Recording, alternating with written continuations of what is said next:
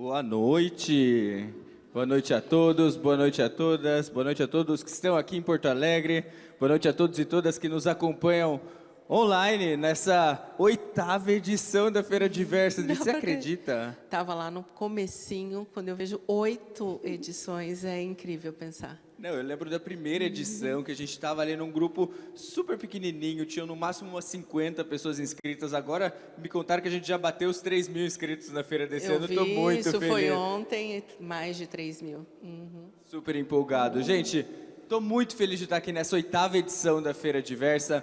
A feira ela começou como um evento, de fato, como uma feira de empregabilidade para a população LGBT, e agora a gente está transformando a feira em uma plataforma permanente de empregabilidade para a população LGBT. Basicamente, hoje nós trabalhamos com 3 atuações, 3 frentes de atuação dentro da Feira Diversa. A primeira dela é esse espaço de conexão aqui, que hoje estamos fazendo dessa maneira itinerante, né? Nessa semana itinerante. Começamos no Rio de Janeiro ontem, estamos aqui hoje em Porto Alegre, amanhã vamos para Salvador, na quarta-feira vamos para Belo Horizonte, terminamos essa nossa tour em São Paulo na quinta-feira. Então tem esse momento de conexão, ela também se torna essa plataforma permanente de empregabilidade. Agora a gente tem um recrutador, que é o Mate da nossa equipe, que ele está trabalhando o tempo inteiro, o ano todo, procurando oportunidades de empregabilidade para as pessoas inscritas na Feira Diversa, fazendo um match com as empresas patrocinadoras. Então nós temos ali uma busca ativa dessas vagas de emprego para garantir empregabilidade para as pessoas que estão inscritas na feira. E também tem um outro espaço que é esse relacionamento com universidades, universitários e universitárias. Dentro dele podemos destacar o programa de mentoria, que é sempre feito de maneira gratuita e voluntária para as pessoas inscritas. E também gostaria de reforçar o nosso concurso de TCC, que a gente quer fazer ali uma pequena competição, inclusive com oportunidades de intercâmbio. Vai ser algo bem legal, pensando no fomento da produção acadêmica para os temas voltados para a população LGBTI+. Estou super feliz de estar aqui hoje com vocês, aqui em Porto Alegre. É isso, né, Dri? É isso. Não sei se você já se apresentou, você já falou que você é o João Torres. Ainda não, vai chegar lá. Conta quem sou eu. Eu conto quem é você. O João Torres é só meu chefe, então fica fácil de descrever. Nada disso. O João é o presidente do Instituto Mais Diversidade e é também sócio da Mais Diversidade, e meu chefe, e meu querido, e meu amigo. E eu sou a Adriana Ferreira, a Head de Consultoria Estratégica na Mais Diversidade. É um prazer enorme estar aqui com vocês hoje. Obrigada a vocês também que nos estão nos assistindo ao vivo. É um prazer muito grande estar aqui, e a gente não estaria aqui se não fosse pelas empresas que nos apoiam. E uma delas, muito especial, que a gente adora, assim como todas as outras, mas a Gerdau tem um trabalho muito interessante na frente de apoio à comunidade LGBT. E a gente vai ouvir um dos seus representantes aqui, o Pedro Martins, para falar com a gente, PO de Cultura e líder do Pilar LGBT. A gente tem um vídeo dele falando das iniciativas da Gerdau. Vamos ouvir? Vamos lá.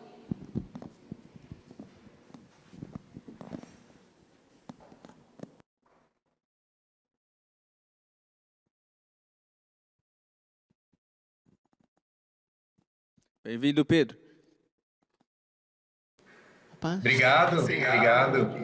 Boa noite. Boa noite para todo mundo. Meu nome é Pedro. Eu trabalho na Gerdau. Vou fazer minha audiodescrição aqui.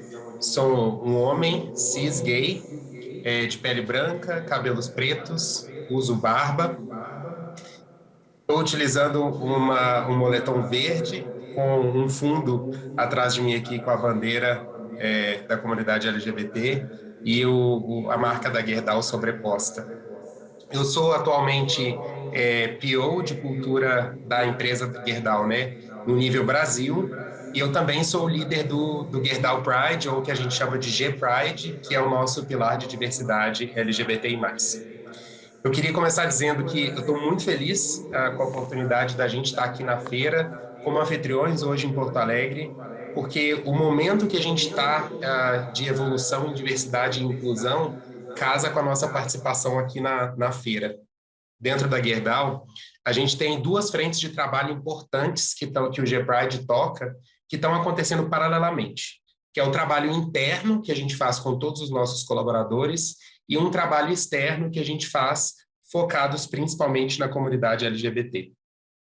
Internamente, o nosso objetivo hoje na Gerdau é criar um ambiente que seja saudável e de acolhimento para todos os colaboradores que são LGBT, poderem se desenvolver e desempenhar os seus potenciais plenos como profissionais aqui dentro, sem precisar esconder quem eles são, né? Não comentar ou desviar dos assuntos de diversidade de gênero e sexual com as pessoas que convivem no dia a dia deles. Então, desde 2017, a gente começou a trabalhar em diversidade e inclusão, fazendo campanhas de sensibilização, comemoração do calendário de diversidade, treinamento de vieses inconscientes e de liderança inclusiva com todas as pessoas. E, recentemente, para comemorar o mês do orgulho, agora em 2022, a gente lançou também uma capacitação de como ser uma pessoa aliada da comunidade LGBT para todos os colaboradores da Gerdau poderem se capacitar. Tudo isso para que a gente tenha uma empresa onde as pessoas se sintam confortáveis de ser quem elas são. Isso é a primeira frente de trabalho. A segunda, que é a nossa frente externa, a gente como Gerdau, vem se aproximando da comunidade LGBT como para nos apresentarmos como uma marca empregadora e que as pessoas tenham interesse em trabalhar na Gerdau. Mas, para isso, a gente precisa apresentar o que a Gerdau faz com diversidade LGBT aqui dentro. Eu estou aqui dentro há 11 anos na Gerdau, e quando eu estava começando a minha carreira profissional, a gente não tinha referência de quais as empresas tinham e se elas tinham programas de diversidade LGBT. Então, além de toda aquela ansiedade do meu primeiro trabalho, minha primeira oportunidade de estágio, ainda tinha toda a ansiedade de, depois que eu passar, como é que eu vou ser tratado lá dentro? O que a empresa faz pela minha comunidade? Eu tinha uma sensação de que o processo seletivo nunca terminava para nós, mesmo depois da gente já ter sido contratado. Então, estar aqui na feira falando hoje abertamente sobre essas ações de diversidade que a Gerdau tem feito como uma empresa e que a gente quer profissionais LGBT trabalhando aqui dentro de diversas tribos, inclusive é um ponto que a gente busca ativamente hoje, né? As diversas tribos de diversidade que a gente tem, a feira fornece para nós essa possibilidade de conexão. E ainda mais vindo de uma organização como a Mais, que é reconhecida pelo trabalho de diversidade, prestação de serviços de inclusão para a comunidade. Então, a Mais apoiando a gente e assinando embaixo do nome da Gerdau é um avanço sem medida que, há 11 anos atrás, eu não imaginava que poderia estar acontecendo na empresa que eu trabalho. Então, obrigado de novo por me receberem aqui para fazer essa abertura hoje em Porto Alegre. E queria pedir para vocês aproveitarem ao máximo, conhecerem todas as palestras, todas as empresas, porque na época que eu comecei a trabalhar, as empresas me selecionavam. E hoje a gente tem como possibilidade de comunidade LGBT nós selecionarmos qual que é a empresa que a gente quer trabalhar. Então, aproveitem bastante a feira, pessoal. E isso é tão importante, né, Pedro e João, quando a gente pensa o ingresso no mercado de trabalho não é fácil para ninguém, mas pode ser muito mais difícil para a gente que somos pessoas LGBT, eu sou uma mulher cis, lésbica, e não foi fácil no começo, né, estar no trabalho sem ter essa certeza de o quanto as pessoas saberem sobre quem eu sou, o que eu faço, poderia impactar na minha carreira. Hoje nós fazemos parte, todos nós, de uma liderança que estimula as pessoas a virem para o ambiente de trabalho a ser quem são. Então, isso para mim é fundamental. Não é isso, João? É isso. E que a gente possa viver a nossa verdade, né, Dri? Eu lembro, sei lá, os processos seletivos também que a gente participa e a gente tenta esconder quem nós somos. Às vezes não, nunca é um problema com a gente. O problema está na empresa.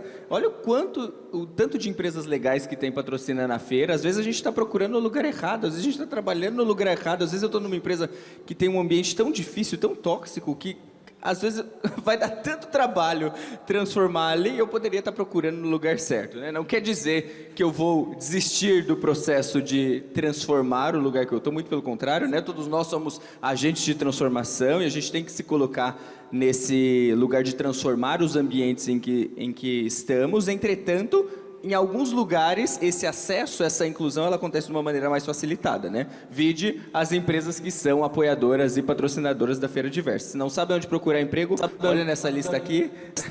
Sem dúvida. E eu queria destacar também um trabalho importantíssimo que... Acho que está falhando o microfone. Está falhando o meu? Vou tentar de novo. o trabalho importantíssimo que a Gerdau está fazendo.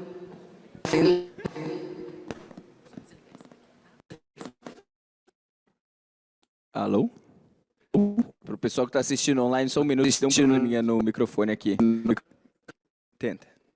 Me ouvindo? Agora sim. O trabalho importantíssimo que a Gerdau faz, inclusive, com a sua cadeia de fornecedores. Então, não é uma coisa muito importante da gente ver a consistência do trabalho que essas empresas têm. E as empresas que são clientes hoje da Mais. Então, para além de trabalhar com a comunidade LGBT, para além do mês do orgulho, a Gerdau tem um trabalho incrível, que também é apoiado pela Mais Diversidade, que envolve toda a cadeia de fornecedores. É uma empresa que chegou no momento que diz assim, agora que eu tenho um bom trabalho dentro de casa, eu posso influenciar as empresas com que eu me relaciono. Isso gera transformação, né? Porque basicamente o que a Gerdau está fazendo, ela está educando os seus fornecedores para que também tenham programas de diversidade e inclusão, políticas práticas que são inclusivas. Então ela falou, peraí, se eu só tiver um programa de diversidade e inclusão circunscrito à minha atuação, onde eu estou localizada, ele vai ser limitado. Agora, se eu expando as fronteiras desse programa para toda a minha cadeia de fornecedores, o meu impacto é muito maior. Então, acho que esse tipo de projeto é muito legal, né? Porque a gente vê o quanto a pauta tem avançado nos últimos anos. A gente estava conversando sobre isso hoje, né, Dri? Quando a gente começou a trabalhar com o tema há uma década atrás, o quanto o tema era tão restrito e a gente estava discutindo coisas tão básicas, tão banais, e hoje, como o tema já assumiu uma complexidade, um nível de detalhes que exige um maior profissionalismo e seriedade, né? Não dá para a gente tomar e trabalhar esse tema de uma maneira irresponsável. A gente precisa ser sério nele. E isso coloca a barra lá em cima, né, para a gente como consultores. Tem alguns recados importantes para a gente continuar aqui a nossa noite. O primeiro deles é sobre as nossas intérpretes de Libras, que vocês devem ver ali, em especial quem está em casa, que são a Gisele e a Jéssica, que estão nos apoiando hoje na interpretação de Libras. E um outro ponto importante é o QR Code, que vocês devem ver aqui na tela já já, e por onde vocês podem se relacionar conosco hoje. Para quem está aqui, para quem está em casa, pode fazer comentários, fazer perguntas, e deve aparecer aqui na tela, né, Rê? QR Code, talvez? Vai aparecer. Vai rolar.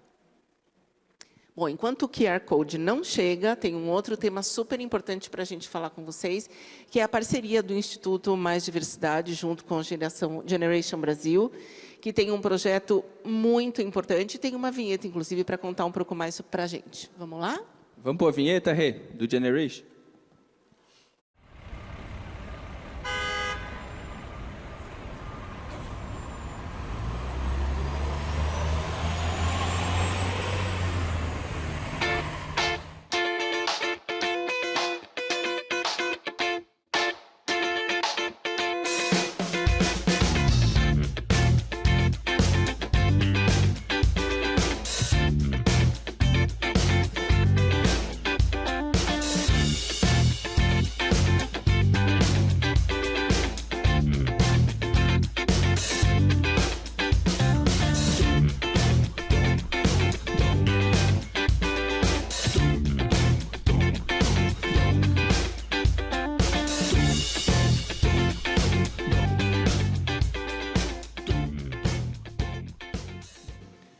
A Generation, para quem não conhece, é essa organização que forma desenvolvedores e desenvolvedoras, programadores e programadoras para estarem preparados para o mercado de trabalho, para as vagas de tecnologia. Por que é importante ressaltar isso? E tem até um dia, né, que a gente vai discutir só tecnologia, porque a maioria das vagas que estão sendo criadas hoje no Brasil e no mundo são vagas dentro da área de tecnologia. Então, se a gente está dentro de uma feira de empregabilidade, é importante a gente notar isso. E o que a gente fez dentro do nosso instituto foi fazer essa parceria com a Generation para uma campanha de doação pessoa física para formar pessoas trans que sejam programadoras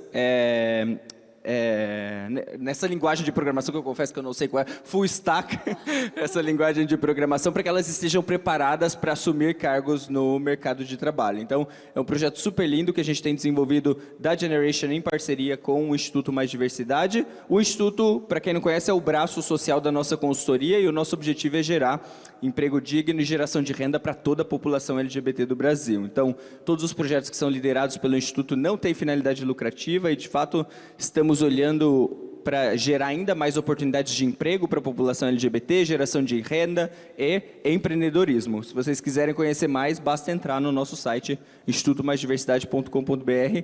Tem informações e projetos muito legais acontecendo por lá, né, Adri? E sabe que a gente, as empresas, estavam ansiosas por uma iniciativa como essa, porque o mundo do trabalho vive dizendo que está carente de talentos capacitados para o mundo do trabalho tecnológico que a gente precisa hoje. E muitas das empresas olham para isso e se mantêm no lugar do espectador.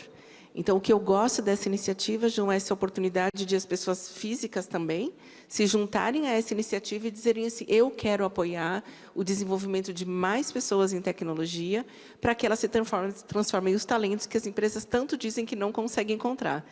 E é maravilhoso ver um instituto, enfim, engajado com o Generation Brasil nessa iniciativa.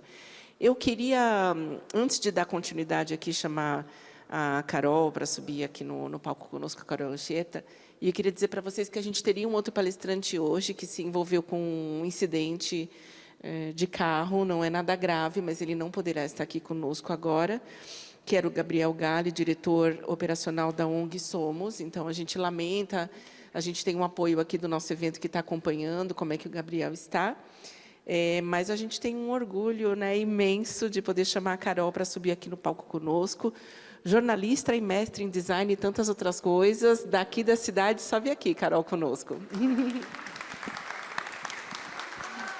Bem-vinda, Carol. A gente precisa de um outro microfone, Rei, que esse daqui está falhando. Você tem aquele quarto microfone para compartilhar? Obrigadão.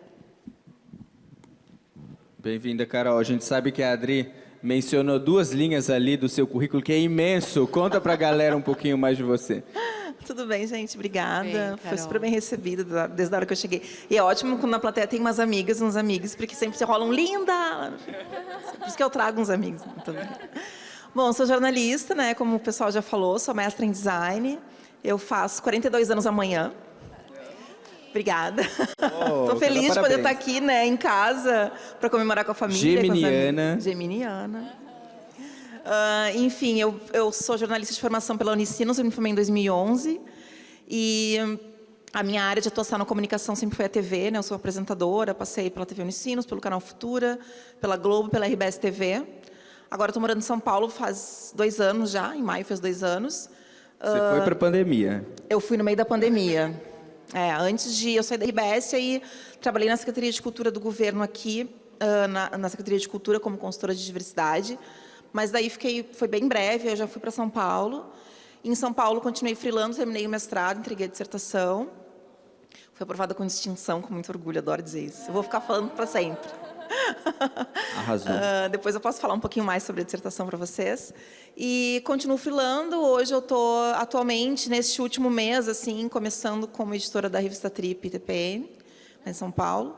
E está sendo muito legal, uma experiência muito boa. Então, eu passo por diversos lugares, né? E também sou colunista e curadora do Design Ativista com a Mídia Ninja, criando um espaço novo de penso em design, justamente para pensar outras formas de design, não só design de produto, design de serviço ou design gráfico, né? Outros raciocínios de design que o design está com a gente de diversas formas. Então, esse lugar com a Mídia Ninja, que pensa design e ativismo, é muito potente, está sendo muito legal também. Potente e necessário, né, Carol? Está sendo muito legal. Ainda mais nesse ano, né, gente? Exato. Que a gente precisa virar. Não é? E tem um tema importante, Carol, que é o motivo da gente estar aqui hoje, que é para falar sobre propósito, né? E eu e o João, que é um dos fundadores, sócios da Mais Diversidade, certamente pode falar do propósito dele. E é tão importante quando a gente encontra no trabalho um propósito de ser e estar, que a gente vê que também que é o que a Carol está fazendo aqui. Isso muda tudo, né, João? E muda tudo no mundo difícil que a gente vive, com pandemia, com guerra, com uma economia instável como a gente está, e no mundo que ainda não oferece respeito para as pessoas pelo simples fato de ser quem são. É isso. Às vezes a gente fica olhando de tudo isso que está acontecendo e fala, e eu? E eu com isso? O que eu posso fazer? Como que eu mantenho a minha consciência no lugar correto? Qual que é a âncora que me mantém com a consciência no lugar correto? Essa âncora é o propósito. Propósito é importante falar que não é uma coisa destinada a uns poucos escolhidos. Propósito não é algo que fica voando lá no universo. Todos nós temos valor para agregar para a sociedade. Todos nós temos um propósito para revelar a nossa luz no mundo. E é um pouquinho disso que a gente vai conversar aqui. Eu quero escutar de vocês duas. O que é propósito para vocês? Quando vocês escutam essa palavra, o que vem na cabeça de vocês? Difícil a pergunta. Assim, desde pequena, assim, pequena não sei se, mas desde muito jovem, assim, eu sempre tive propósitos maiores que eu, assim. Eu sempre fui muito única nos lugares que eu frequentei, né? Como menina negra, principalmente morando em Porto Alegre.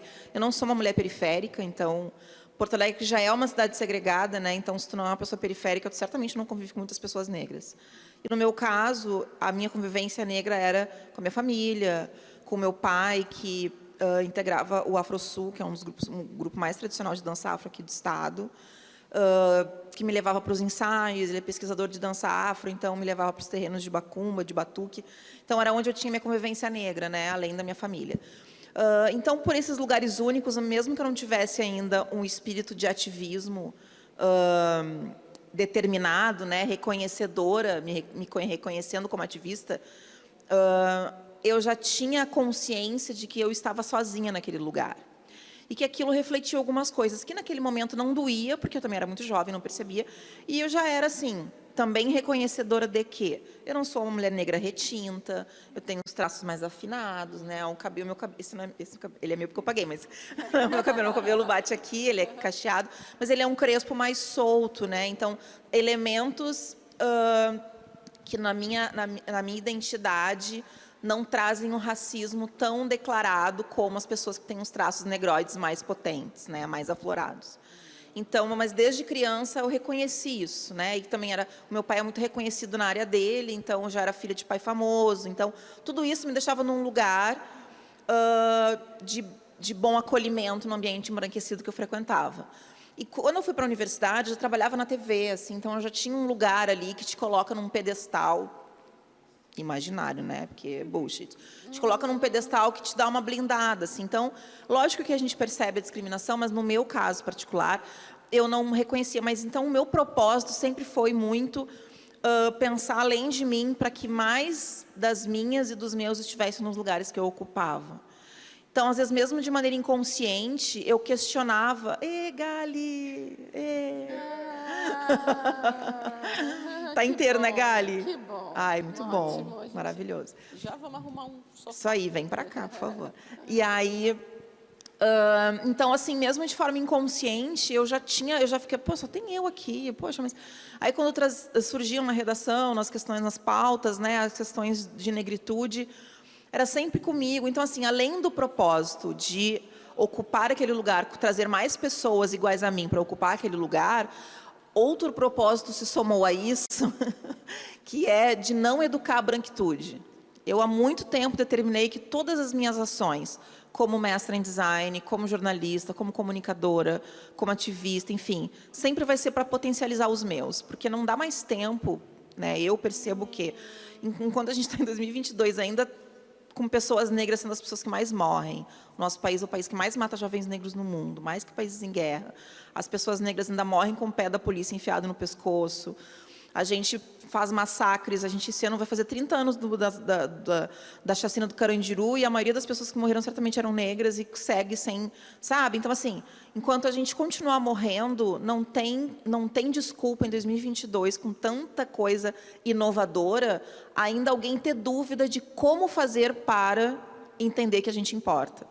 E, obviamente, isso se estende para todos os grupos que estão à margem, não só a maior parte da população que é negra, mas todos os grupos que estão à margem.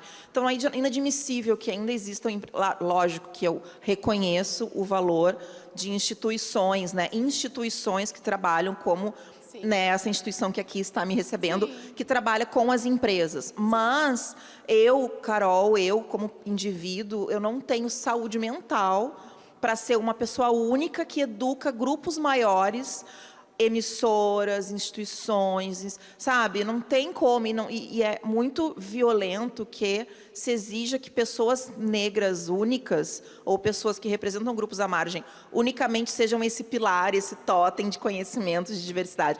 Então, voltando ao que eu estava falando, né? O meu propósito, além de trazer mais pessoas para os espaços que eu ocupo, é potencializar essas pessoas e não educando a branquitude ou, né, o opressor, o colonizador, para que ele reconheça que, mas tu nem é tão negra assim, Carol. Tu tá aqui, já tá bom. Não tá bom. Ouvi isso tanta gente. Mas tu já tá aqui, mas não tá bom, cara. Só tem eu. Então, assim, a minha dissertação, ela termina com uma frase do Emicida, porque a Lab é um dos meus objetos de estudo. Tem uma frase dele que eu adoro, que ele diz: eu fiz o que eles fez com a cadeia e com a favela, enchi de preto. É esse o propósito, sabe? Encher os lugares de gente preta, porque não dá mais tempo de ficar construindo. A gente está à margem, a gente está sempre ali dando consultoria, a gente está sempre ali explicandinho. Não dá mais, sabe? Então, quem é que está decidindo? Quem é que está pagando, despagando, mandando, desmandando, demitindo, mandando fechar, mandando abrir? Não é a gente. Então, um dos meus principais propósitos é não mais me submeter a ter que ficar sendo o wiki preta das pessoas, ou ser educadora de diversidade de ninguém, assim, porque a potência que a gente constrói é a gente que sustenta esse país. As mulheres pretas são as que sustentam o pilar dessa nação, sabe? Então, não dá para querer que mulheres negras, principalmente, fiquem educando as pessoas para entenderem por que a gente é importante. Então, nossa, me estendi horror, é jornalista, né? Não, tem duas... O propósito, basicamente, é esse. Você falou muitas coisas legais, eu queria ressaltar duas aqui. A importância desse conhecimento de saber o que faz sentido para mim e o que não faz sentido para mim. Porque às vezes não, é sempre assim, quando uma coisa que faz sentido para mim não vai fazer o sentido para o outro. E tá tudo bem. As pessoas têm propósitos diferentes, é importante a gente ter isso em mente. Cada um tem um propósito único, e o que faz sentido para mim não vai necessariamente fazer sentido para o outro. Isso é muito legal. E outra coisa muito legal que você colocou é esse olhar para o outro. É eu me preocupar com o outro. Propósito nunca é sobre mim. Propósito nunca é olhar para o meu umbigo. Propósito nunca é voltado para melhorar a minha vida. Propósito está sempre conectado com o outro. Como que eu melhoro a vida do outro? Como que eu agrego mais valor? Como que eu sirvo mais o outro? E é por aí que a gente tem que olhar, né? Às vezes eu escuto algumas coisas do tipo, não gosto do meu trabalho, eu queria ter um trabalho com propósito, porque daí eu ia estar ganhando mais. Aí eu falo, gente, propósito não é sobre receber. Propósito é sobre compartilhar, é sobre ajudar, é sobre agregar valor para o outro, é sobre servir. Tá aí o segredo do propósito. Posso dar uma discordadinha? Vai lá. Na verdade, não é uma discordadinha, é um complemento, assim. Eu entendo, eu não discordo de ti, né, do coletivo, mas quando a gente pensa em pessoas negras, o propósito, mesmo que ele seja individual, ele acaba sendo coletivo. Porque uma pessoa negra potencializada, uma pessoa negra que se fortalece, ela com certeza automaticamente fortalece muitas pessoas no entorno. Sejam os filhos, então, sejam os parentes, sejam as pessoas do seu entorno na comunidade, na academia, né, em casa, na escola. Porque a gente tem tantas barreiras na nossa frente que a gente vê uma pessoa negra que está potente, que está conseguindo, isso além de inspirador, se essa pessoa age coletivamente, depois, as nossas maneiras de agir coletivas são muito diversas, né? Ela pode ser com o Islã, ela pode ser com a discotecagem, ela pode ser... Porque, olha só, a gente está num evento de diversidade. Quantas pessoas negras tem aqui? Pouquíssimas. E é sempre assim. Então, se a gente está... Não que seja culpa de alguém. Na verdade, assim... A branquitude toda tem que ser responsabilizada, porque se as pessoas brancas, principalmente aqui no Rio Grande do Sul, tiveram oportunidade de ter terra, de ter oportunidade de estudo, é porque os seus antepassados, né, os seus ancestrais, quando chegaram aqui, ganharam cota, ganharam terra, ganharam dinheiro. A gente, para vocês estarem ocupando os lugares que vocês estão agora, muitos dos nossos foram açoitados para vocês estarem aqui. E ainda são, porque a escravidão está do nosso lado. Em Canoas, ontem, acharam uma galera trabalhando em sistema, como é que chama? Análogo à escravidão. Canoas, aqui do lado, ontem. Eu vou fazer 42 anos amanhã, com rostinho de 25. Mas eu tenho amigos da minha idade que a avó foi escrava fugida. Ontem, gente, a escravidão está do nosso lado. Então, assim, toda a potência de pessoa negra, mesmo que seja individual, ela vai sim, porque nem que ela tenha um dinheirinho para pagar a escola do filho com um uniforme novo, isso já é potência, porque esse filho... Vai que esse filho vira um Malcolm X amanhã. Vai que esse filho vira um Obama, sabe? Então, a nossa potencialização também é individual e a gente precisa correr muitas vezes mais, mas, de novo, não é particular ou direto, né? Mas eu não consigo imaginar um homem homossexual negro conseguindo falar a mesma opinião que tu como um homem branco. E, como eu digo, não é particular, não é individual, não é o indivíduo, mas eu digo, é o contexto social. Então, o contexto social negro, ele sempre vai ter o dobro de dificuldade. Então, sempre quando a gente pensa diversidade, a gente sempre tem que olhar no entorno e a gente tem que lembrar que o nosso país é composto por mais da metade da população de pessoas negras, e a gente nunca está nos lugares. E hoje esse evento lindo, nesse lugar incrível. Eu cheguei aqui, a primeira coisa que me chamou a atenção não foi o lugar, que é lindo, que eu vi 5 jovens negros saindo daqui de dentro, e eu fiquei pensando, o que será que eles estão fazendo aqui dentro? Porque é tão difícil em Porto Alegre. Tu vê uma galera preta sair de um lugar como esse. Eu tenho amigas que são pesquisadoras. Eu participo de um grupo aqui em Porto Alegre que se chama TinoCast. É um grupo de estudos de pensamento de mulheres negras. Tem doutoras que têm receio de entrar nas universidades particulares por medo. Eu tenho uma amiga que é doutora em ciências sociais. Ela é maravilhosa. Ela foi minha colega na Unicinos. Hoje ela é doutora pela URGS, eu acho. E ela descobriu que eu estava fazendo mestrado na Unicinos, aqui em Porto Alegre, no campus de Porto Alegre, que é na Nilo Peçanha, vocês já viram aquele campus maravilhoso, todo de vidro. Ela disse, Carol, eu não tenho coragem de entrar naquele prédio. Uma doutora em Ciências Sociais, 2022, entende? Então, toda vez que a gente chega nesse lugar, a gente tem que questionar. Então, recomendo que vocês, no fim do evento, ou no fim, depois de terem saído embora daqui, achem caminhos para questionar. Por que tinha tanta gente branca nesse lugar? Por que eu não consigo ver mais pessoas pretas nesse lugar? Onde estão os PCDs desse evento? Ou os PCDs trabalhando nesse lugar? Eu cheguei aqui agora, né? Estou falando do que eu vi agora, mas são esses questionamentos que não tem que partir só da gente que está aqui, né? Nós que estamos aqui questionando. As pessoas que estão passando, que estão ouvindo, né? Eu acho que... Estou me entendendo, né? Estou me estendendo. Enfim, mas é isso. Pessoas negras, mesmo que individualmente, elas com certeza potencializam o coletivo, porque a nossa luta sempre, nunca é nós por nós, não é individual, é sempre nós por nós. Total, você está falando e eu estava lembrando do vídeo que a Laís mandou para a gente esses dias. Lembra, Adri? A Laís da sua equipe. Ah, quer contar?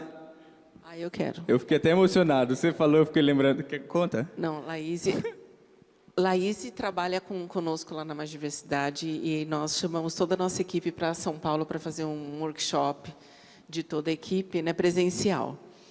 E eu conheço a Laís já há bastante tempo, trabalhamos juntas na empresa anterior. E depois que ela chegou em casa, eu pedi feedback para ela de como foi o evento, como ela se sentia, e ela falou, Adri, eu preciso contar uma coisa para você. Eu, na empresa anterior que nós trabalhávamos, eu era assistente executiva, e eu organizava viagens dos executivos da empresa, fazia uma série de coisas, e era membro da comunidade, dos grupos de afinidade de negros e negras da empresa. E ela era muito potente, assim, ela e ela falou para mim, sabe, eu saí daquele encontro, cheguei no Rio de Janeiro, primeiro eu fui com medo, porque eu não gosto de andar de avião, eu tenho medo. Mas quando eu sentei naquela cadeira, eu pensei, hoje eu sou uma executiva, eu vou me tornar uma executiva da área de diversidade e inclusão, e eu não posso ter medo de avião, eu preciso estar aqui e vencer este medo, eu quero chegar lá e me sentir bem. Ela veio, diminuiu o medo durante a viagem, chegou no Rio de Janeiro e disse, eu vou comer alguma coisa antes de ir para casa, e sentou num restaurante que ela queria ir há muito tempo, pediu uma comida e uma taça de vinho, e ela disse, foi a primeira vez que eu tomei uma taça de vinho sozinha, sentindo, eu encontrei o meu propósito. Eu sei porque eu estou aqui, e trabalhar na Mais Diversidade está trazendo para ela esse propósito de um lugar, de uma pessoa que tem essa disposição, que não é contrário do que a Carol está falando, é uma outra visão, de dizer, eu quero estar, ainda tenho a disposição, provavelmente, para estar nesse lugar de educar, de dizer e de ajudar outras mulheres negras a chegar onde eu estou. E ela mandou uma foto, então, do prato e da primeira taça de vinho que ela degustou. Ela disse assim, eu não tinha pressa de ir embora, porque aquele era o meu momento. Era o momento que eu me via como uma futura executiva de diversidade e inclusão. Aquilo foi... E é tão maravilhoso para a gente poder ver, aprender com ela o tempo todo, né? Foi uma das histórias, né, Adri? A gente escuta esse tipo de história o dia todo. E como é maravilhoso você transformar não só o ambiente que você está em empresa, mas transformar principalmente a vida das pessoas. Não, assim, só um disclaimer sobre a feira. Pegando os números do ano passado, nós somos super orgulhosos, porque tivemos aproximadamente 50% de pessoas negras inscritas na feira. Eu tenho certeza que esse ano também. Nós precisamos ser coerentes, né? Na Mais Diversidade, hoje na nossa equipe tem quase 40 pessoas, 68% são pessoas negras, inclusive nos cargos de head isso se reflete. Então, acho que é muito importante isso que a Carol trouxe, de olhar a representatividade do país e dos espaços. Será que a representatividade do país ela está refletida nos espaços? Essa é a coerência que a gente precisa ter nos ambientes, nos eventos de diversidade, nos ambientes aí fora, nas organizações. É para isso, é por esse caminho que a gente está indo. Entretanto, tem um grande desafio fazer essa escalada e reduzir esse delta entre onde estamos hoje e onde chegaremos amanhã. E por isso que é importante essa noção dos diferentes propósitos, né? Porque cada um... são várias peças de um quebra-cabeça. Cada um tem uma pecinha. Que ao encaixar, a gente cria esse movimento revolucionário de diversidade e inclusão. E por falar em espaços diferentes, tem uma pessoa que chegou aqui depois de um grande susto, que é o Gali. Senta aqui com a gente, Gali. Bem-vindo! E vem falar do seu propósito com a gente. Maravilhoso. Já se apresenta aí.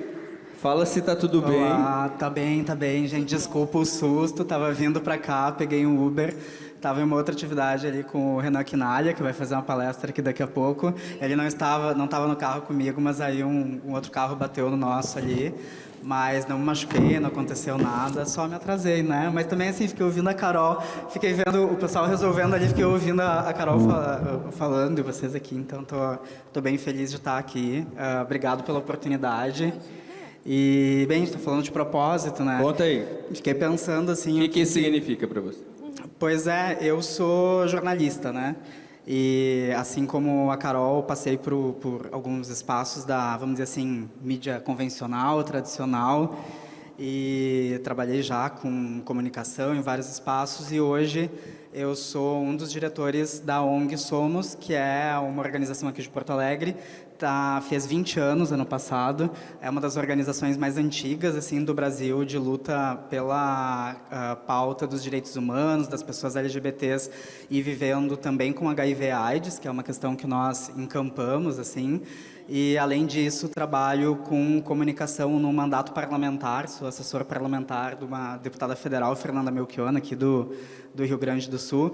Então, tô entre esses espaços, assim, né? Fico no movimento social, transito pela imprensa, pela mídia, pela comunicação corporativa, mas estou também no campo da política, né? E aí as pessoas olham assim, nossa, a pessoa faz um monte de coisa, né? Ela está em vários campos. E teve uma amiga, a Nanda, que é uma amiga minha, poeta, jornalista, professora de yoga, e ela fez um poema esses dias dizendo assim, nossa, como é difícil nós sermos pessoas que temos várias paixões, assim, e que fazem várias coisas ao mesmo tempo, porque isso tira um pouco o foco das pessoas, né? Como é que a gente vai te reconhecer? Tu é jornalista, tu é ativista, tu é assessor parlamentar, o que tu faz da vida? Mas eu acho que o que une, pelo menos na minha experiência, o que une a vontade, as possibilidades de fazer essas conexões é, de fato, o propósito de tentar construir um mundo um pouco melhor. Eu vim da periferia de uma cidade aqui da região metropolitana, que é Guaíba, né, uma cidade aqui do lado, e eu só pude estudar porque eu tive uma bolsa do ProUni, porque eu sou mestre em comunicação, fiz meu mestrado lá também porque tive uma bolsa também para fazer isso, e a gente vai pensando um pouco sobre quais são as oportunidades que a gente tem acesso, que não tem acesso, e quantas pessoas lutaram para que a gente pudesse ter o que a gente tem e ter os direitos de ter o que nós temos, né? Eu trabalhei em vários locais em que eu chegava no final do dia e eu dizia assim, nossa, por que eu estou aqui, né?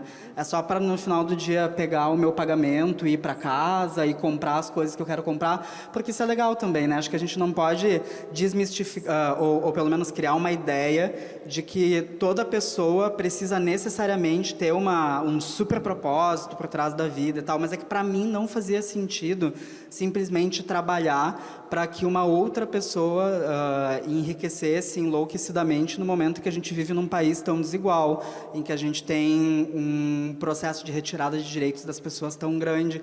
Então eu decidi assim, dedicar a minha vida às questões sociais. Quando eu me aproximei do Grupo Somos, eu cheguei meio com medo, assim, né? Era um professor meu lá da faculdade, o Vitor Neck, que disse assim, olha, tem uma ONG, né? O Vitor é teu amigo também, né, Carol? Tem uma ONG aí que está precisando de estagiário na área da comunicação, vai lá conversar com eles.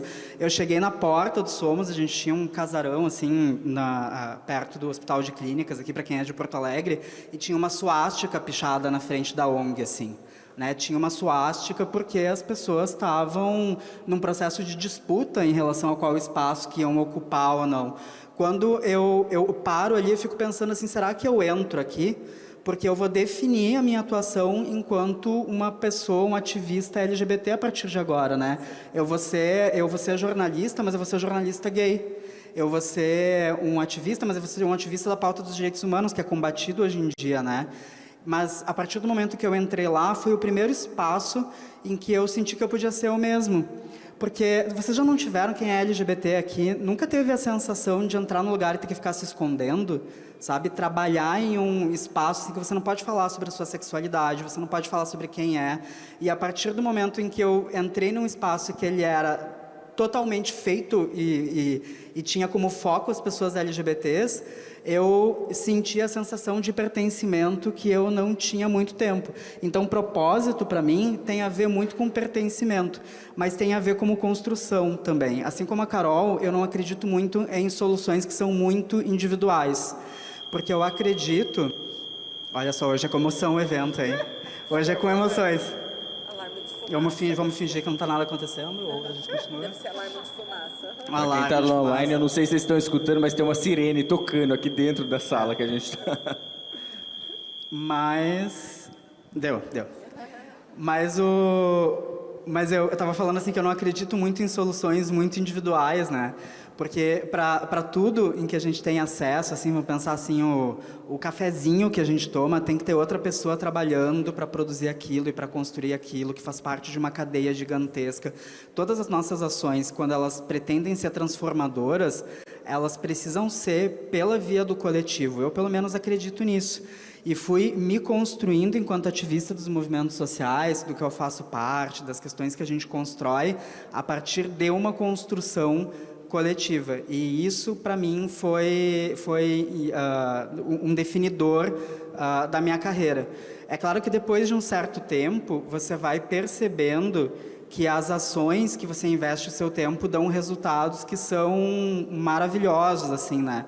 Eu lembro, agora, semana retrasada, a gente estava comemorando porque as pessoas não binárias aqui no Rio Grande do Sul agora têm direito, né, a poder fazer a correção dos seus documentos de forma gratuita e mais prática do que era antes, né? E isso, de certa forma, é uma conquista que foi feita com a pressão dos movimentos sociais, que fizeram mutirões para provocar a justiça, com o pessoal da Defensoria Pública, que ficou enchendo o saco lá da justiça, dizendo, olha, isso tem que mudar, isso tem que acontecer. Né? A nossa ONG, por exemplo, foi a primeira a fazer um casamento entre pessoas do mesmo gênero num cartório, por exemplo. Assim. Então, a gente vai construindo essas coisas e você vai vendo que você está, de fato, transformando a realidade dessas pessoas. Não tem salário que pague isso, não tem salário que pague você saber que você está construindo algo que não é só para encher o meu bolso de dinheiro, sabe? Não é só para eu poder comprar uma roupa melhor, né? E que bom que possa, né? Todo mundo acha que tem que ter direito a isso. Mas se tu está construindo algo que é para o coletivo, eu acho que é muito melhor. Propósito para mim é isso, é como as nossas vontades, como as nossas necessidades encontram esses caminhos de a gente transformar em uma luta coletiva. Altamente inspirador, desculpa, João, mas a gente precisa lembrar que nós estamos falando também, além das empresas, com estudantes que estão nos ouvindo hoje, buscando essa inspiração para dizer, eu ainda não sei direito o que eu quero fazer, mas talvez eu tenha uma convicção, eu quero estar nesse lugar de fazer a diferença no mundo, de usar aquilo que eu sou, para vencer todas essas batalhas, para o coletivo, para o individual, para aquela que é uma causa minha. E a gente está falando aqui de interseccionalidades, né, que é um tema que a gente não pode esquecer. A gente está falando de mulheres lésbicas e que também podem ser pessoas com deficiência, que é uma luta que a gente tem, né, João, junto com as empresas para compreender. Gente, não dá para a gente viver mais no mundo, assim, o mundo urge, tem uma pressa da gente cuidar dos temas, por isso eu super entendo o que a Carol diz aqui para a gente, eu não tenho mais tempo de dedicar para isso, porque tem o meu povo que precisa ser empoderado, que precisa estar comigo, e essa velocidade que a gente precisa ganhar.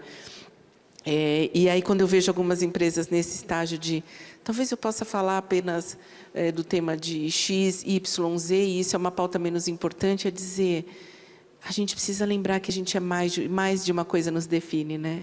E tem que ter esse olhar. Então, obrigada por compartilhar esse propósito individual, coletivo, único. Não, ele arrasou e está total conectado com o que vocês colocaram, o que a Carol colocou. que é exatamente, além do salário, claro que o salário é importante, mas além do salário, que valor eu estou entregando? Acho que conseguir responder essa pergunta é importante e definidor para o propósito, entendendo que cada um vai ter um propósito. E assim, a própria Carol trouxe isso. Ela, como mulher negra, não se vê como uma educadora das pessoas brancas por tema racial. Só que outras mulheres negras fazem isso. Então, o propósito ele vai ser diferente para cada uma das pessoas, independente da característica que você tenha. E a gente não quer só pessoas negras nesse papel de educadoras sobre o tema racial. Não, nós queremos pessoas negras em todos os lugares. Na política, como CEOs de organizações, como cientistas, na NASA, em todos os lugares. E acho que essa é a riqueza de entender que a diversidade também vai por aí. A gente não tem espaços exclusivos para as pessoas LGBTs, a gente não tem espaços exclusivos para as pessoas negras, a gente não tem que ter espaços exclusivos para as pessoas com deficiência ou para as mulheres. O lugar dessas pessoas é onde elas quiserem, onde elas verem que faz sentido, onde elas conseguem agregar valor. É por aí que vai a pergunta. Eu acho também quando a gente fala em empresas, né, e agora também tu lembrou que a gente está falando com estudantes. Sim. Eu acho que também impor propósitos nas pessoas, como o Gali trouxe brevemente também, é uma linha muito tênue, assim, né, porque às vezes a gente vê empresas muito motivadas, e vamos fazer um grupo de mulheres, vamos fazer um grupo, né, e aí a pessoa está ali, a pessoa só quer trabalhar, sabe, a pessoa não quer ser... E tá tudo bem. Não quer ser Djamila Ribeiro, sabe, a pessoa não quer... A pessoa só quer trabalhar, sabe? E principalmente aqui no Rio Grande do Sul, eu falo muito pelo Rio Grande do Sul, né? Porque a gente ainda né, o estado mais racista do país. Pessoas negras, às vezes, fazem um esforço muito grande para não parecerem negras. Para se anular o máximo que pode na sua expressividade, no seu fenótipo, até no seu comportamento, né, na sua expressividade, para se anular, para ter se consegue passar um dia sem ser confundido com ladrão, sem ser perseguido na loja, sem ser chamado de macaco, sem ver a pessoa segurar a bolsa. Todo dia, sabe? Então, assim, eu acho que a empresa eu acho que o mundo utópico, assim, maravilhoso que eu imagino, né, de propósito para essas empresas, instituições. Aí eu falo não só empresas, mas instituições, eu incluo escolas, incluo academia, que pensam, de fato, a diversidade de forma genuína, é entender que a responsabilidade é delas. A responsabilidade não é do funcionário que está ali no grupo, não é o funcionário que não quis participar do grupo. Não tem que ser tipo, mas tu não, fiz o grupo, tu não quis, aí, depois reclama. Não, a pessoa não tem que querer nada. A responsabilidade, a mesma coisa é a escola, né? A gente tem uma lei aí que obriga, e ninguém cumpre, sabe? Como mais de outras várias leis no país que ninguém cumpre, ninguém supervisiona, fica esse oba-oba. Então, assim... os livros de história não tem nada, nossa, agora que a gente... Sabe? Então, assim, eu fiz a minha dissertação, eu tive que trazer os meus autores, né, os autores negros, porque o meu curso, a universidade, como tantos outros, não tem, a gente não está lá, sabe? Depende ainda de esforços individuais de professores que dentro de toda aquela vida louca que eles têm, que é um horror ser professor no país... encontrar força para estudar por fora, para entender. Então, assim, é toda uma construção muito violenta, assim, né? E daí a pessoa tem que se anular um pouco para conseguir ter um pouco de paz, aí vem uma empresa super disposta e te obriga a ter esse propósito. Não dá para obrigar ninguém, sabe? Então, e também quem está perto, né? Agora pensando em quem está estudando também, às vezes a pessoa também, a menina só quer estudar, a menina daqui a pouco também não quer ser uma baita feminista, ela quer terminar a escola e ter filho e casar e tá tudo certo, sabe? Então, assim, a gente também vem num momento de impor propósito nas pessoas, impor um ativismo. Cara, a pessoa só quer existir, sabe? Então, isso também é respeitar a pessoa na sua existência, entender. A escuta é muito valiosa. Acho que a primeira coisa é a escuta. Essa empresa que está super motivada a fazer, escuta as pessoas, né? E não faz uma escuta assim, bota todo mundo sentado, tá, o que vocês querem agora que a gente faça? Ninguém vai falar nada, né? Lógico que ninguém vai dizer nada, sabe? Até porque muitas vezes o mais abusador, o mais misógino, o mais... das piores, é o próprio chefe. Quem é que vai levantar e dizer, eu quero um grupo contra o meu chefe? Ninguém vai fazer isso. Então, assim, exige ainda uma sensibilidade de escuta que está faltando muito, assim, sabe? Então, eu acho que antes de tudo, assim, até para quem quer agir individualmente, né, tem ai, quantos amigos negros tu tem? Cara, tem que ser quantas pessoas pretas querem ser tua amiga, entendeu? Porque às vezes tu é tri escroto, ninguém te fala nada, porque tu é pessoa branca no teu pedestal. Tu pode ter 20 amigos negros e eles te detestam. Não quer dizer nada, entende? Então, eu acho que o reconhecimento dos direitos começa pela escuta e pelo respeito à individualidade. Eu acho que isso é tri importante pensar quando a gente pensa em querer agir pela uma ação de diversidade, de potencializar pessoas. A pessoa só quer estar ali, fazer seu café e ir embora. Sabe? Essa é a base de tudo, né? Escutativa e empatia. Quer falar, Gabriel? Não, eu queria, porque eu fico ouvindo a Carol, assim, e eu concordo muito, né, com isso que tu diz, Carol. E, ao mesmo tempo, eu fico pensando, assim, que, claro, tem muita gente, assim, que tá num ambiente empresarial e vai querer simplesmente existir, né? Às vezes eu já tive algumas experiências de dar cursos sobre diversidade em empresas, e trabalhar assim, com grandes empresas, e aí chega num certo momento, acontece alguma coisa que a pessoa se sente motivada a fazer um processo de transição, né? Alguma chefia e tal, e eu acho que esses são os ganchos, né? Essas são as oportunidades, porque eu acredito mesmo que a gente está num processo de disputa, sabe? Não é, as pessoas elas não vão pensar sozinhas, assim, que elas vão poder fazer uma modificação profunda no que a gente está vivendo. A gente, ao mesmo tempo, também tem que ser os chatos, assim, que vão estar lá provocando as mudanças, tentando mudar um pouquinho a cada dia, né? E aí você chega, às vezes, num grande grupo, assim, para fazer uma intervenção, assim, sobre diversidade, gênero. E uma das coisas que mais me colocava medo era entrar numa sala, assim, principalmente assim, no Vale dos Sinos, aquelas empresas assim, que são, né, que para quem tá nos vendo aqui de outros lugares, é um lugar assim, que tem poucas pessoas assim, que estão fora do padrão branco, loiro, de olho azul, em algumas empresas muito específicas, né? Então, você entrar numa sala, aí você vê as pessoas todas com os braços cruzados, assim, né? Ela está vendo que elas não querem falar sobre aquele assunto, mas está entrando naquele espaço porque alguém conquistou aquele espaço, sabe? Alguém disse assim, a gente vai parar tudo que a gente está fazendo, a gente, de certa forma, vai perder um pouco de dinheiro, porque era para todo mundo estar trabalhando, produzindo, e a gente vai falar sobre diversidade, assim, né? E aí, um dia, um cara ficou assim, me olhando com a cara fechada a palestra inteira. Quando chegou no final, ele disse assim, não sei assim, se isso é uma coisa realmente importante. E aí eu fiquei assim, indignado, né? E aí respirei fundo e a gente se deu uma contornada. Mas eu fiquei pensando que talvez o propósito também tenha a ver com os locais onde tu encontra a tua indignação daqui a pouco, né? Esse é um outro caminho de encontrar o propósito, né? O que nos deixa indignado hoje, né? O que nos deixa com vontade de transformar e de mudar a realidade onde a gente está? É o fato de você não poder entrar num banheiro. Esses dias eu estava conversando com uma amiga trans minha e ela falou que durante o tempo em que ela trabalhava num shopping, ela não conseguia se sentir confortável para ir ao banheiro durante o expediente. Ela fazia um expediente de 9 horas, assim, ela ficava 9 horas sem poder ir ao banheiro porque ela tinha medo de ser expulsa. Isso me causa indignação, eu quero modificar isso. Como a gente vai modificar, como a gente vai construir? Bem, aí tem as estratégias, né? Estava numa atividade com o Renan agora há pouco e tem uma parte do livro novo do Renan, que ele vai falar daqui a pouco, que é sobre a importância de a gente escolher os nossos inimigos também como parte dessa luta e dessa estratégia política também, né? E aí não falo política partidária, assim, falo essa política do cotidiano, porque todas as mudanças que a gente está provocando, elas são mudanças políticas na forma como a gente se relaciona.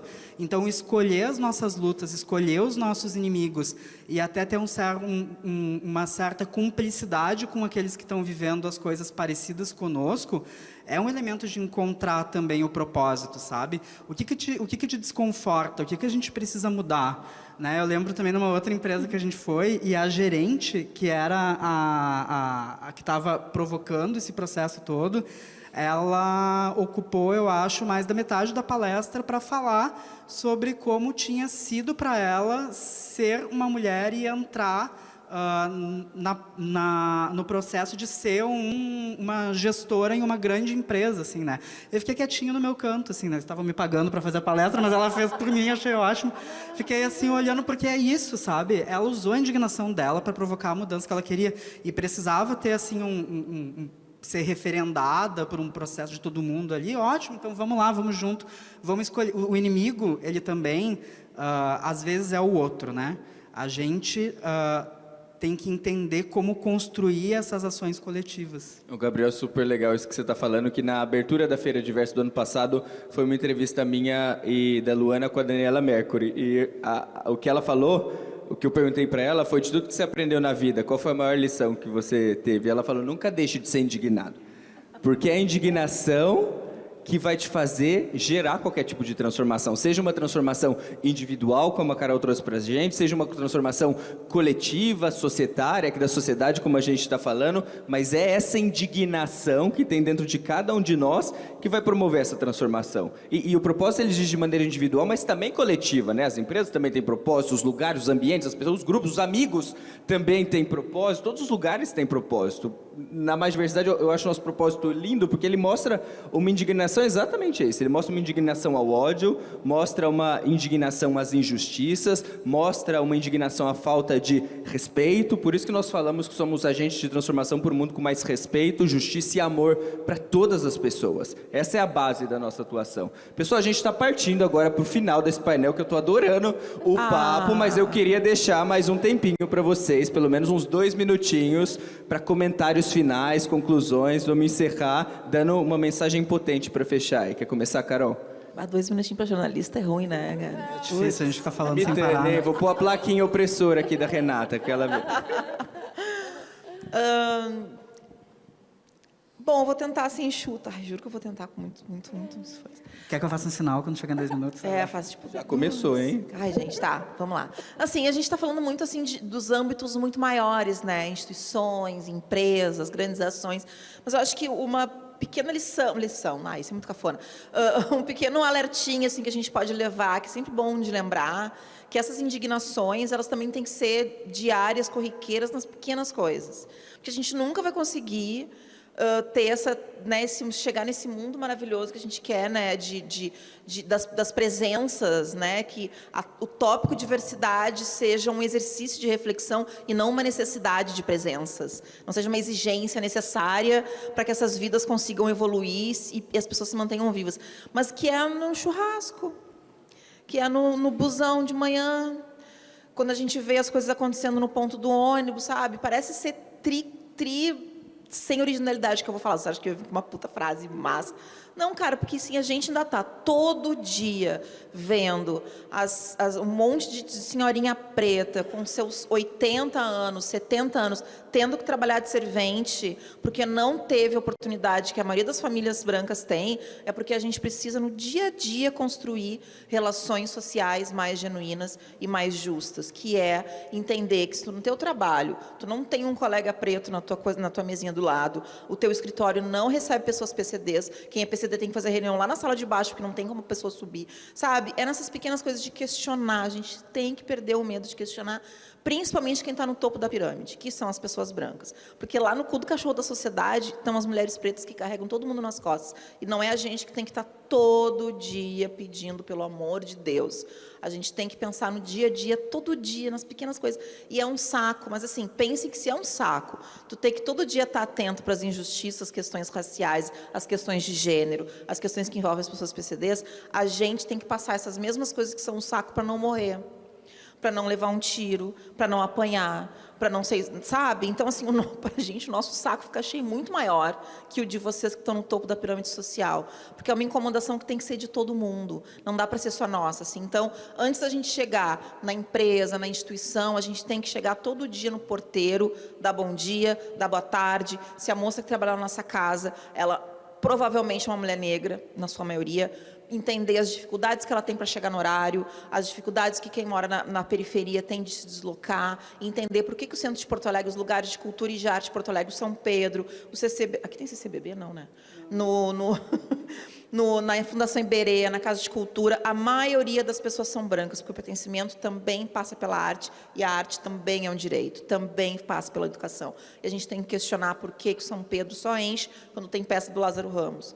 Por que as pessoas brancas só vão no Afro-Sul Domodê quando está no Oba-Oba do Carnaval, vai lá pular o Carnaval na orla com... Como é que é o nome do bloco? Do Piragira?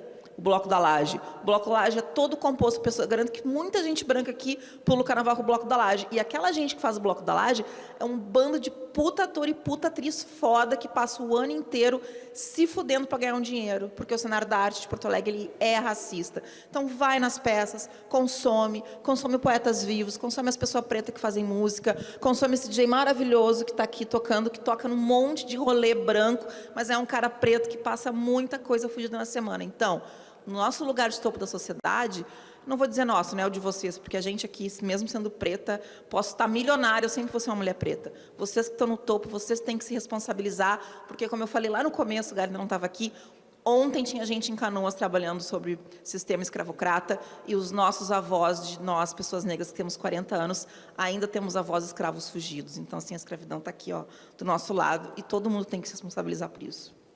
Arrasou no tempo. Maravilhosa. Precisa, foi precisa. Vai lá, Gabriel. Não, eu queria agradecer também a oportunidade de estar aqui com vocês, né? Acho que o primeiro, se eu tivesse que dar um conselho, o primeiro é usem cinto de segurança, né? Ele salva a vida. Mas eu acho que... Eu estava lembrando, assim, vocês sabem que tem a Parada Livre aqui em Porto Alegre, né? A Parada Livre era para ser ontem, choveu e tal. A gente faz parte dos coletivos que organizam a parada. A gente transferiu para o dia 12. E o tema que nós escolhemos esse ano foi Contra o Ódio, Luta. E aí teve toda uma discussão, assim, né? Ah, mas é um tema meio belicoso, é uma coisa assim que a gente está chamando as pessoas para brigar. A gente está chamando as pessoas para brigar. Porque é inadmissível que a gente tenha passado por um processo de pandemia que gerou 675 mil mortes, no mínimo, e que muitas dessas mortes poderiam ter sido evitadas. E as pessoas que mais foram atingidas foram as pessoas negras, as pessoas LGBTs, as pessoas idosas, as pessoas que são os públicos com que nós trabalhamos agora. A gente tem um processo de disputa de novo. A gente precisa se organizar e as pessoas que são LGBTs, elas já sofreram muito com isso. A gente está cansado? A gente está cansado. A gente está cansado pra caramba. Mas teve muito mais gente que ficou muito mais cansado que a gente antes, né? A gente teve aí a população indígena que foi dizimada no país. A gente teve a população negra que foi escravizada. A gente teve uma galera que teve que botar a cara no sol, lutar e fazer alguma coisa. Então, o nosso convite para a parada esse ano era esse.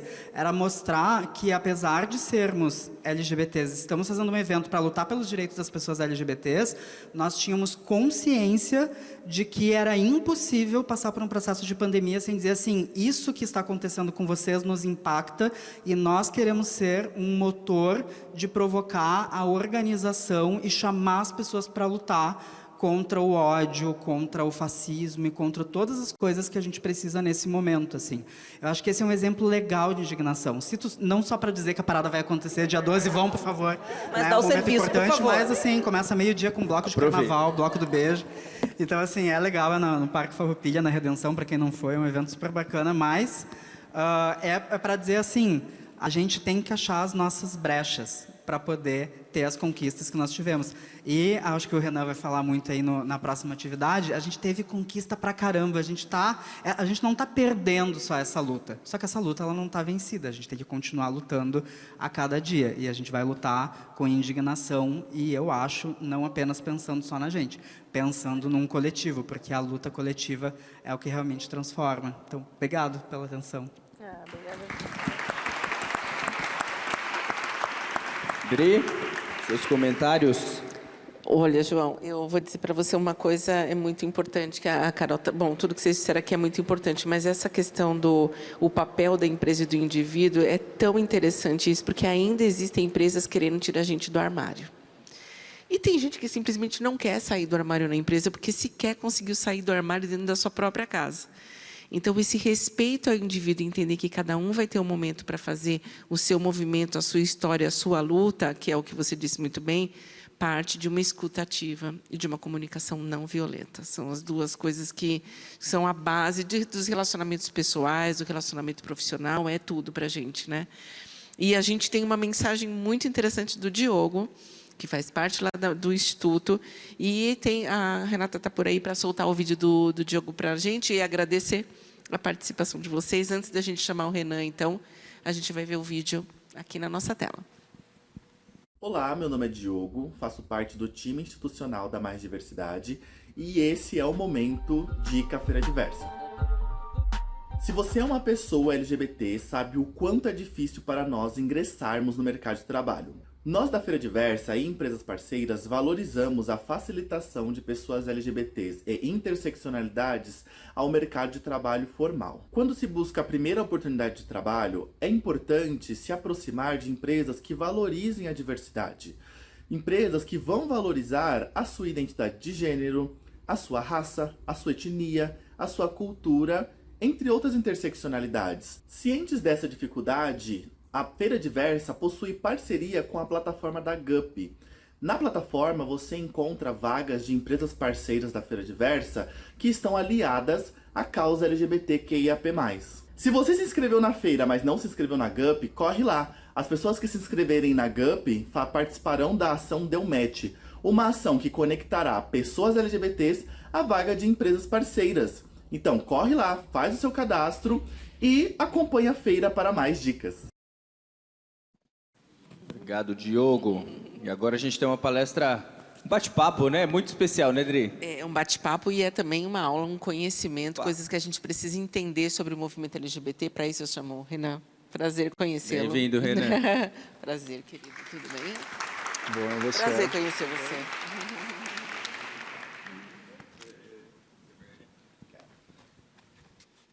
Bom, boa noite para todo mundo. Boa noite. Em primeiro lugar, agradecer demais o convite, dizer que é uma honra enorme poder estar aqui para participar desse momento da Feira Diversa. É uma alegria grande, né, poder vir trocar com vocês, depois de uma sessão tão rica, peguei aqui a maior parte, estava ali atrás acompanhando, e quero trazer alguns elementos sobre esse lema que foi proposto, né, olha até onde chegamos, e para a gente olhar até onde a gente chegou e onde nós estamos, né, e para onde a gente pode ir, é importante também a gente olhar de onde a gente veio, e acho que a história nos ajuda a iluminar esse caminho, né, a pensar essa trajetória do movimento LGBT. Vou pedir licença para falar de pé aqui, que eu prefiro do que mania de professor, do que ficar sentado, pelo menos eu não posso mover tanto, mas eu estou, pelo menos aqui, mais interagindo mais. E acho que para a gente olhar, né, de onde viemos, eu acho que é uma história bastante difícil, né? Não é uma história só de alegrias, de realizações, é uma história de muita violência. A constituição das pessoas LGBTs é marcada por violências diversas. Se a gente olha para a história do Brasil, a gente vai notar desde o processo de colonização, como que a chegada, né, da colonização dos portugueses no território brasileiro já significou a imposição de uma ordem moral conservadora. E que ordem moral conservadora era essa? De uma família patriarcal, matrimonial, né, baseada no casamento civil e religioso, sobretudo. Afinal, quando os portugueses chegaram aqui, eles trouxeram uma coisa chamada Ordenações do Império Português. Para vocês terem uma ideia, a pena prevista para o crime de sodomia nas Ordenações do Império Português era fogueira em praça pública. Né? Não era nada tranquilo, não era nada leve. A pena prevista ali era de execução sumária para pessoas que eram acusadas desse crime. Não tinha, obviamente, ainda essa sopa de letrinhas LGBT, né? Não se falava dessa maneira das identidades. Mas qualquer prática sexual que não se enquadrasse como essa da reprodução entre um homem e uma mulher, poderia ser enquadrada nesse ato de sodomia e, portanto, havia aí as visitas do Tribunal da Inquisição, do Santo Ofício da Inquisição, que impunham essas penas. São vários os casos registrados, a gente tem um arquivo em Portugal, na Torre do Tombo, com vários desses casos de pessoas que sofreram essas penalidades.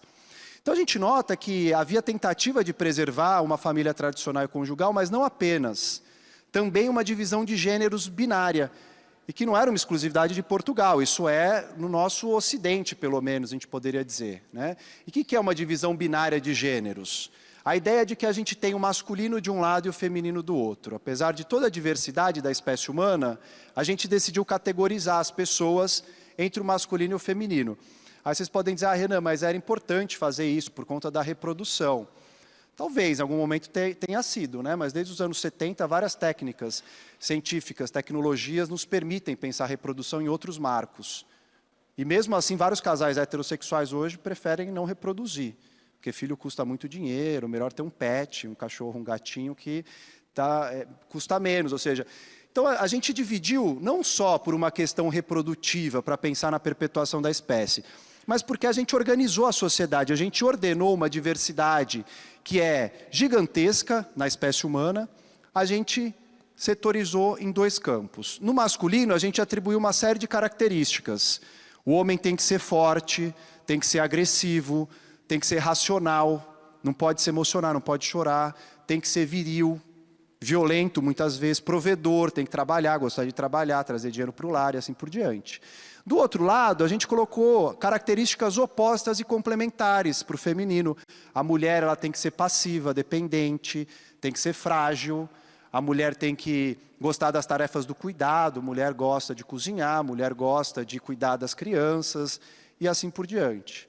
Então, nós criamos 2 universos opostos e complementares. Vejam que não tem nada de natureza aí. Nós estamos falando de papéis sociais dessas pessoas. Não diz respeito a ter um órgão reprodutor determinado, a ter um aparelho reprodutor. A gente está falando simplesmente de papéis sociais. A gente espera na sociedade que homens ajam dessa maneira e que mulheres ajam daquela outra maneira. Então, esse binarismo que se fundou aí, ele não é um binarismo que organizou posições equivalentes, igualitárias. Pelo contrário, né, a gente deu para os homens tarefas, reservou aos homens socialmente, culturalmente, tarefas mais valorizadas, de maior prestígio. Isso é o que se chama, né, nas teorias feministas, de patriarcado, de machismo, misoginia, tem vários nomes para isso. Dominação masculina, Pierre Bourdieu, um sociólogo francês, usa. Poderia falar viriarcado, que é esse poder da virilidade. Tem vários nomes, mas é a desigualdade basicamente entre homens e mulheres. Só a gente olhar no mercado de trabalho, a gente olhar no âmbito doméstico, na política, a gente vai ver essa subrepresentação das mulheres em todos esses espaços. Agora, além disso, de organizar posições que são assimétricas, a gente também acaba fazendo uma coisa que chama organizar uma heteronormatividade. Por quê? O que você atribuiu para as mulheres falta nos homens. E o que você atribuiu para os homens falta nas mulheres. Olha que coisa maravilhosa. A única união conjugal, afetiva, sexual possível é entre um homem e uma mulher. Porque são 2 metades complementares que se perderem em algum momento, né, lá na criação do mundo, e que vão se encontrar num casamento, na estrutura matrimonial. Então, aí se cria essa heteronormatividade, que algumas pessoas vão chamar de uma evidência heteronormativa. O que significa isso? É só perguntar aqui, né, quem das pessoas que estão acompanhando, sendo heterossexual, em algum momento teve que chegar no almoço de domingo com a família, falar assim, pai, mãe, irmãos, vó, avô, eu experimentei, eu me angustiei, e eu preciso contar para vocês uma coisa, pensei muito, eu preciso me assumir heterossexual. Alguém já teve essa conversa sendo heterossexual? Não tenho notícia de uma pessoa que tenha precisado ter essa conversa. Por quê? Porque há essa evidência heteronormativa, né? Então vejam que essa organização binária, heteronormativa, e eu acrescentaria um outro dado ainda nessa organização, que é de onde viemos, e por isso que eu estou falando disso tudo, para entender para onde a gente está indo e para onde a gente pode ir, né? Mas acrescentaria uma terceira dimensão, que é uma correspondência absoluta entre sexo e gênero e desejo. O que significa isso? O sexo, como aquele dado dito biológico, quando a gente nasce vai assinalar lá, o médico vai dizer é menino ou é menina, né, para aquele corpo. Ah, Renan, mas tem pessoas intersexo, né, o I da sigla LGBTI+, pessoas intersexo, que têm signos cromossômicos, anatômicos, genitais de ambos os sexos. Quase 2% da população mundial, segundo dados da Organização Mundial da Saúde. E que sofrem mutilação genital precoce, para tentar enquadrar esse corpo dentro de um paradigma do masculino ou do feminino. Tamanha a nossa obsessão. Um corpo que sequer se desenvolveu, se conheceu, tem uma percepção de si, uma identidade de si criada, né, um sentido sobre o seu corpo mesmo, nada, não importa. O médico diz, tem que ir para cá ou tem que ir para lá. Toda essa luta das pessoas intersexo que é ainda muito pouco conhecida, mesmo dentro da comunidade LGBTI+. Mas, tá bom, então a gente tem se assinala ali do sexo masculino e feminino quando nasce. Mas não é só isso, né? Não é à toa que a pergunta que se faz para uma mulher gestante, a primeira qual que é? É menino ou é menina? Quem gosta de astrologia pergunta quando vai nascer, porque já vai fazer mapa astral, etc., né? Já tem uma outra... Mas, em geral, a pergunta é menino ou é menina? E por que faz essa pergunta? Porque não é só vai comprar um brinquedo X ou Y, se vai ser um enxoval azul ou cor-de-rosa, que, aliás, é muito recente, começo do século XX, todos os enxovais eram branco, até os anos 50, não tinha cor azul, cor-de-rosa, não tinha menino veste azul, menina veste cor-de-rosa. Né? Isso é bem mais recente do que se imagina. Mas a gente tem essa visão de que tem que saber, tem uma obsessão para sexualizar esse corpo, no sentido de identificar o sexo desse corpo.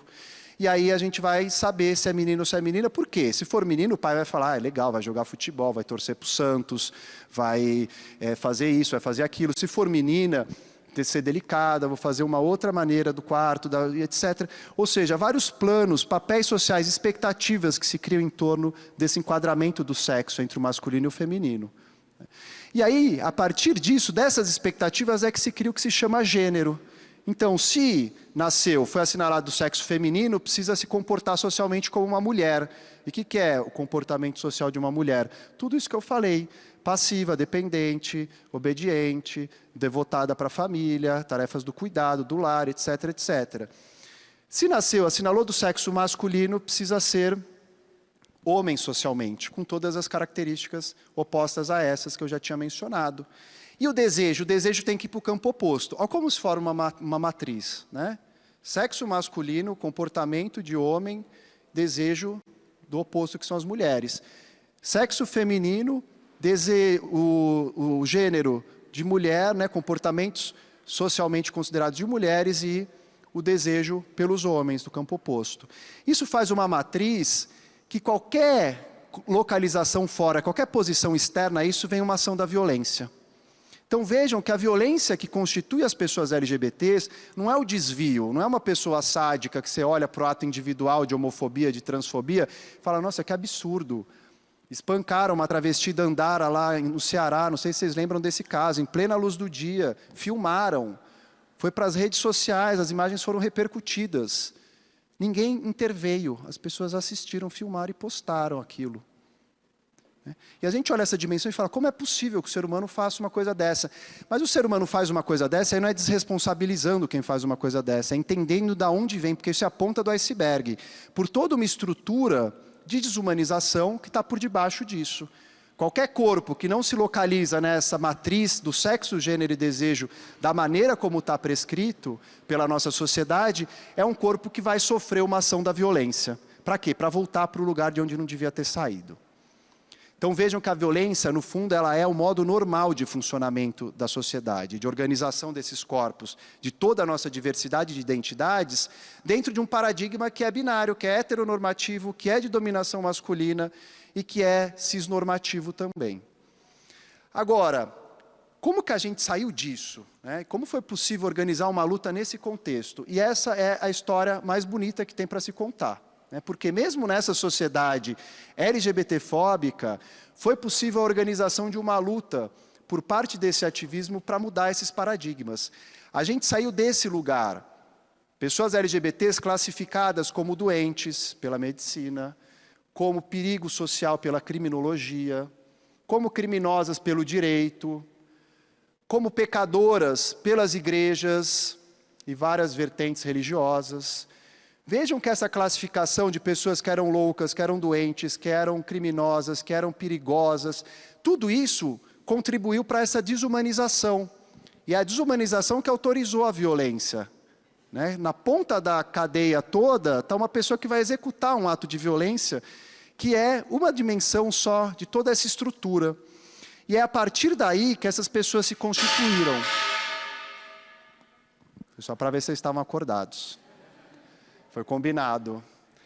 A partir daí é que essas pessoas se constituíram. Vejam que ninguém acordou um dia e falou assim, nossa, eu sou LGBT. Acordei tão LGBT hoje. Não. A pessoa foi chamada de viadinho na escola, de bichinha, um menino. A menina foi chamada de homenzinho, de mulher paraíba. A pessoa trans foi também xingada de traveco. Ou seja, todo mundo que estava fora, desde muito cedo, já estava sofrendo essas ações de violência para tentar enquadrar nesse lugar. E as pessoas não se enquadravam. Por quê? Porque a existência delas não passa por ficar nesses lugares. São criações da nossa sociedade, da nossa cultura. Não tem nada de natureza. Né? Afinal, foram famílias heterossexuais em geral que deram a vida a pessoas LGBTs. né? A gente nasceu nas famílias heterossexuais. Então vejam que é a partir dessa nomeação de fora que é uma violência você ser chamado de viado, de bicha, de gay, de lésbica, sapatão, travesti, que essas pessoas conseguiram ressignificar essa atribuição pejorativa, esse xingamento, para constituir uma identidade de si. Então, era a partir de fora que você se constituía e ressignificava isso. Ah, estão me chamando assim, de fato, eu sou diferente. Essa é a sensação de ser diferente, de não estar encaixado num determinado padrão. E aí você ressignifica isso, porque estão te falando assim para te ofender. Mas você vai ressignificar de um modo a entender que isso pode ser positivo, e que é possível ser assim. Então vejam, e é isso que eu queria apontar, né, e destacar, que a gente sai de um lugar de muita violência, de muita agressão, para conseguir ressignificar numa operação que durou séculos. Pessoas LGBTI+, existem há séculos. Desde que talvez quando a gente criou a LGBTfobia, o binarismo, a heteronormatividade, a gente criou as pessoas LGBTI+. Ou seja, quando a gente enquadrou e nomeou isso, essa experiência, essa prática sexual ou de gênero, a gente acabou, de alguma maneira, também dando origem a essas identidades. E que é uma identidade, inicialmente, pessoal, do nível subjetivo, ou seja, a pessoa se sente uma pessoa que é desajustada, que está fora do parâmetro. E aí depois ela vai falar, nossa, mas tem uma outra pessoa parecida comigo no colégio. Vou me aproximar dessa pessoa. Ou não, vai até repelir. Fala, não posso aproximar, porque se eu andar com ela, vão saber que eu sou mais parecido ainda com ela. Então veja a complexidade dessas relações que vão se formando desde muito cedo para uma pessoa LGBTI+. Mas essa identidade pessoal, que causa muita vergonha, muita repulsa, muita dificuldade de autoaceitação, de autoestima, que é a história de boa parte dessas pessoas LGBTs, vai sendo ressignificada, e vai sendo ressignificada na medida em que a gente muda a nossa cultura e a nossa sociedade. Em que a gente sai desse lugar de onde viemos para chegar mais perto de onde nós estamos. E onde nós estamos hoje? Num lugar em que ainda muita violência acontece. A violência ainda é a regra da constituição desses corpos, dessas identidades. A gente não acabou com a LGBTfobia no Brasil, senão a gente não precisaria nem estar conversando disso aqui. Cada um estava fazendo o que quisesse do ponto de vista do sexo, da afetividade, né, do seu gênero, e a gente trataria com naturalidade dessas coisas. Então a gente tem muita violência. O Brasil é o país que mais mata e deixa matar pessoas LGBTI+. Isso sem dados qualificados ainda. Porque agora nós estamos entrando no censo de 2022. Não sei se viram uma decisão, em sede cautelar, um juiz do Acre concedeu um pedido do Ministério Público Federal para incluir a população LGBTI+ no censo, porque a gente não existia, é uma invisibilidade social imposta a essas pessoas. Ah, Renan, mas tudo bem, para que eu quero saber quantas pessoas LGBT+ tem no Brasil? Não é uma questão de querer saber quantos são, para falar se é 10%, 20%, porque merece respeito se for uma ou se forem 20 milhões. Não é esse o ponto é, para o Estado fazer políticas públicas, ele faz o censo. O censo é a nossa melhor forma de traçar um retrato da realidade brasileira, do ponto de vista físico, econômico, social. Isso nos permite planejar e executar políticas públicas, por exemplo, para combater a violência, para garantir trabalho e renda, para garantir assistência social, direito à cultura, etc., etc., em todo o território nacional. Tem uma importância gigantesca, mas a gente tem pouquíssimos dados sobre essa população. Tivemos agora essa decisão que ainda pode ser reformada por instâncias superiores aí. Vamos ver se ela vai seguir, tomara que siga, essa decisão e não seja reformada. Mas é importante a gente destacar que o Brasil é esse país de muita violência, mas ao mesmo tempo o Brasil é um país também de reconhecimento desses direitos de cidadania. O Brasil hoje, se a gente olhar para o mundo, esses mais de 200 países do mundo, o Brasil está posicionado num conjunto aí, eu diria, de uns 10 países que garantem os principais direitos historicamente reivindicados pela população LGBTI+. A gente tem, desde 2011, o direito à união homoafetiva assegurada por uma decisão do Supremo Tribunal Federal, ou seja, as pessoas podem, 2 homens, 2 mulheres, registrar sua união homoafetiva. A gente teve, em 2013, uma resolução do CNJ, do Conselho Nacional de Justiça, ampliando o reconhecimento da união homoafetiva para o casamento civil. Para quem não é do direito, tem algumas diferenças sutis aí entre união estável e casamento civil. A gente tem, em 2015, um caso do STF sobre direito à adoção por um casal de 2 homens, né, que se pacificou ali o entendimento de que sim, é possível também adotar e constituir família, com todos os direitos familiares e sucessórios. Em 2018, a gente teve uma decisão sobre o direito à identidade de gênero das pessoas trans, que podem ir direto nos cartórios para fazer a alteração do seu prenome, esse nome, que indica gênero, né? No meu caso Renan, enfim, mas em geral o primeiro nome nosso indica gênero, então a pessoa pode alterar o prenome e alterar o sexo nos seus documentos para corresponder à identidade de gênero da pessoa. Antes ela tinha que entrar com uma ação judicial, esperar o juiz apreciar, juntar fotos do seu corpo para mostrar, o juiz dizia se era cirurgiada ou não era cirurgiada, né? Tinha que trazer testemunhas para dizer que socialmente essa pessoa agia como um homem ou agia como uma mulher. Olha o binarismo. E aí, com laudo médico, com autorização de um juiz, que mal conhecia aquela pessoa, ela poderia viver a sua identidade de gênero. Não tem mais isso. Desde 2018, o Supremo Tribunal Federal disse que é diretamente nos cartórios por ato de mera autodeclaração. A pessoa chega e declara. A gente teve, em 2019, uma decisão também importantíssima para combater a violência, que é a criminalização da LGBTfobia.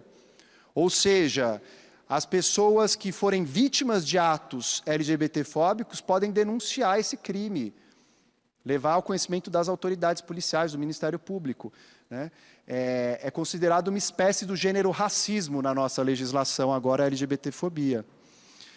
Em 2020, a gente teve o direito à doação de sangue também, por homens que fazem sexo com outros homens, uma categoria epidemiológica, né? Quem ia doar sangue, se falasse ali que tinha tido uma relação sexual, não importa se é com o seu companheiro de 30 anos, numa relação monogâmica, se foi com preservativo, mas se era com um homem tendo sexo com outro homem, já não podia doar, já era excluído da triagem, né? E o STF falou, isso é discriminação indireta, você não está dizendo que são pessoas LGBTs, mas no fundo você está discriminando pessoas LGBTs. E aí derrubou as normas da Anvisa do Ministério da Saúde. Em 2020, a gente teve decisões importantíssimas também do Supremo Tribunal Federal, no sentido de considerar constitucional as discussões sobre gênero e sexualidade nas escolas, que as várias leis, escolas sem partido, naquela onda de leis que foram projetos de lei apresentados em câmaras municipais e em assembleias legislativas dos estados, queriam restringir as discussões sobre gênero e sexualidade. A STF disse não, esse assunto não pode haver essa restrição, inclusive porque isso faz parte do conteúdo básico de diretrizes curriculares nacionais de direitos humanos. Tem que ser, sim, conversado e discutido, né? E a gente teve decisões outras, como de cumprimento de pena, né, por parte de pessoas trans que podem escolher o estabelecimento prisional masculino ou feminino para cumprir as penas e que eventualmente forem condenadas. Vejam que esse repertório de decisões, que é onde estamos hoje, é fundamental. São avanços muito significativos. E vejam que é de 2011 para cá. Estava falando de séculos de violência, de exclusão, de marginalização, de desumanização. E estou falando de 10 anos de reconhecimento de direitos. O direito era usado para perseguir as pessoas LGBTs. Porque eram consideradas um atentado à moral, aos bons costumes, porque eram consideradas ofensivas à ordem, era ultraje ao pudor, era crime de vadiagem, contravenção penal de vadiagem. Era uma série de tipos penais usados para perseguir. O direito só há 10 anos começa a reconhecer a cidadania dessas pessoas. Vejam como é recente. E é evidente que o direito não promove mudança cultural automática na cabeça das pessoas. O direito não abre a cabeça de ninguém e coloca lá, tira preconceito e coloca valores mais abertos de respeito a direitos humanos. Não dá, né? Agora, o que o direito faz é coibir manifestações ofensivas, é coibir atos discriminatórios. Isso ele pode fazer, que estão agora criminalizados, inclusive, atos LGBTfóbicos. Mas o direito tem um horizonte importante aí das pessoas poderem recorrer. Agora, qual o grande problema? Quem conhece seus direitos no Brasil? A gente tem uma cultura de cidadania plena, as pessoas têm uma relação com direitos e com o sistema de justiça próxima? A gente sabe que não, né? Talvez nas grandes cidades brasileiras, nas grandes capitais, as pessoas conheçam um pouco mais o que é um advogado, o que é o Ministério Público, o que é a Defensoria Pública, né? Mas tem gente que não tem nem ideia do que seja isso, não sabe nem onde é um cartório. Como que essas pessoas vão acessar, diante de tantas exclusões econômicas, culturais, essas pessoas vão acessar esses espaços institucionais, vão efetivar os seus direitos? Então esse é um grande limite, um grande bloqueio para pensar para onde a gente tem que ir. A gente precisa democratizar o acesso à justiça e o acesso aos direitos. Essa é uma tarefa fundamental, porque não adianta a gente ter o direito lindo previsto lá no papel, se ele na prática não tem nenhum tipo de efetividade. Né? Chega um estrangeiro no Brasil, eu vou dizer para ele sobre o panorama dos direitos LGBTs, a pessoa fala, nossa, o Brasil está tão avançado como a Holanda. E está. Do ponto de vista da garantia desses direitos básicos civis, está. Né? Agora, é muito diferente a maneira como essas pessoas podem usufruir esse universo dos direitos. Então, a gente tem um desafio gigantesco, que é de efetivação, mas, para além disso, a gente também precisa avançar ainda no sentido de positivar esses direitos. O que significa isso?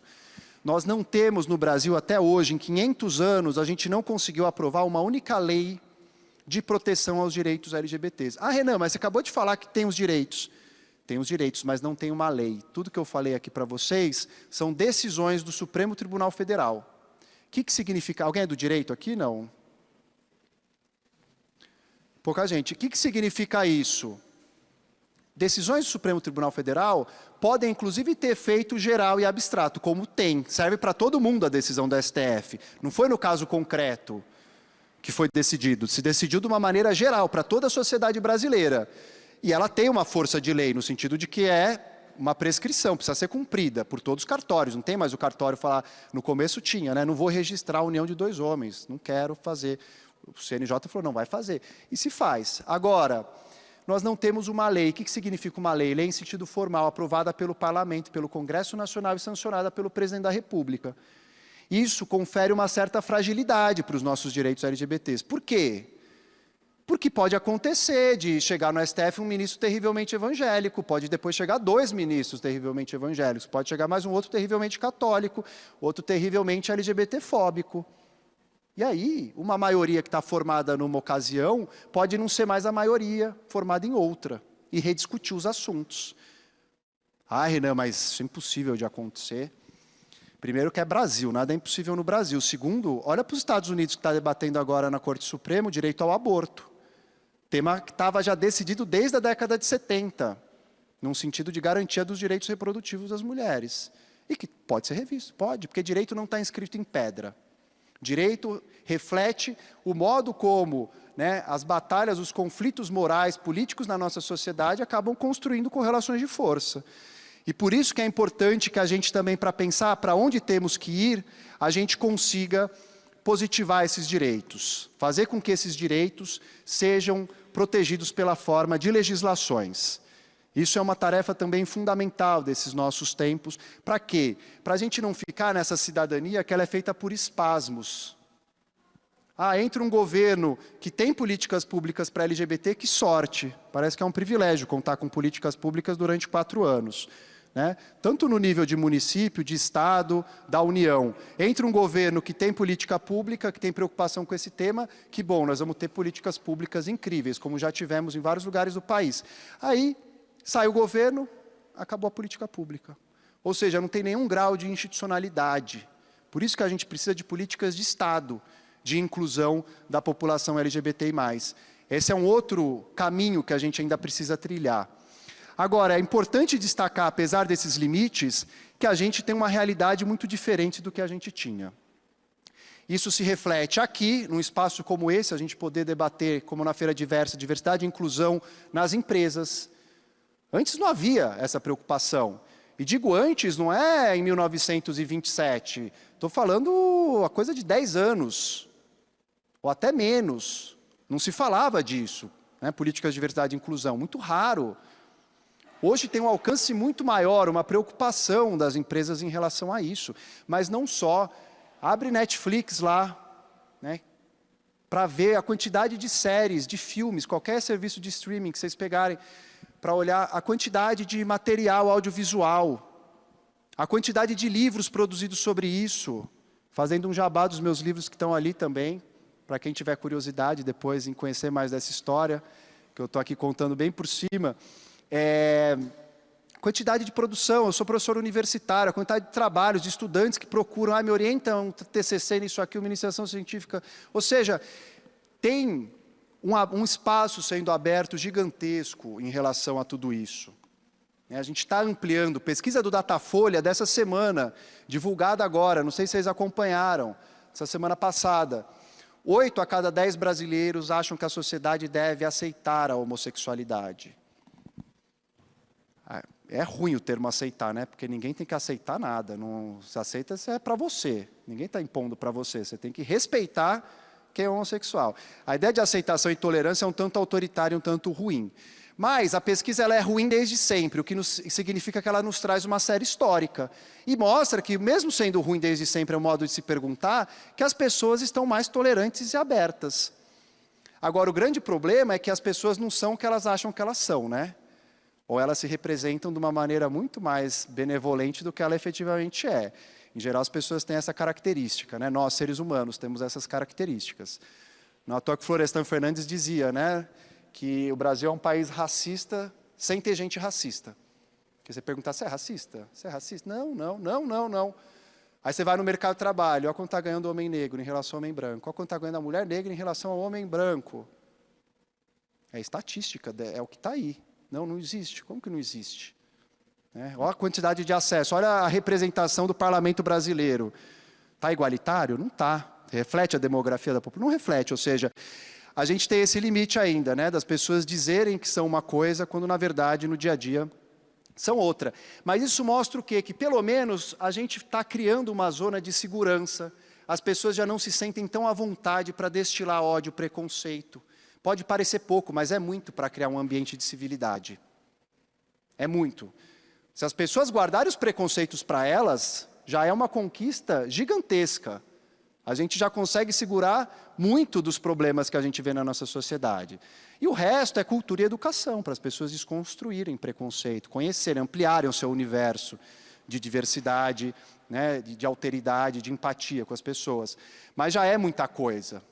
Nos últimos anos no Brasil, a gente tem notado que as pessoas têm perdido até esse medo de verbalizar publicamente. Nas redes sociais, então, isso amplifica de maneira ainda maior, né, essa possibilidade de praticar falas racistas, LGBTfóbicas, misóginas, xenofóbicas, etaristas, capacitistas e assim por diante.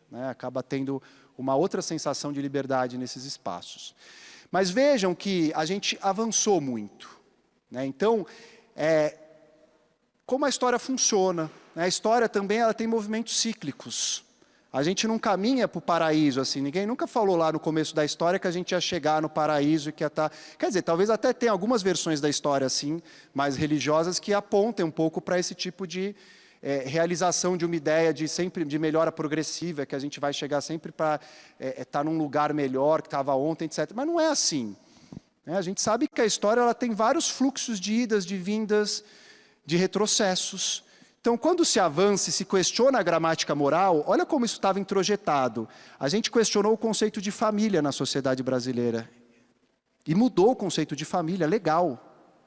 Ou seja, as famílias mudaram. A gente ampliou o leque de possibilidades de família, de formação de laços familiares, que já estava na realidade, né? A tradicional família brasileira, IBGE já mostrava que é a minoria, pai, mãe e filhos.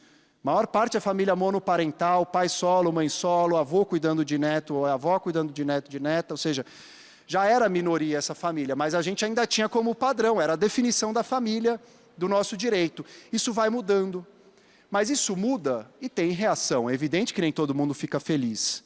Quando a gente muda relações de privilégio e de poder, a gente desagrada pessoas, a gente acaba também desencadeando processos de tentativa de reversão dessas conquistas. Então, a cada direito reconhecido, você organiza uma contra-reação. Isso é na história de qualquer lugar. Por quê? Porque não tem consenso. Não há consenso moral em torno desses temas. Por mais que a gente tenha conseguido ampliar bastante esse consenso. E isso é uma tarefa que o ativismo LGBT conseguiu realizar.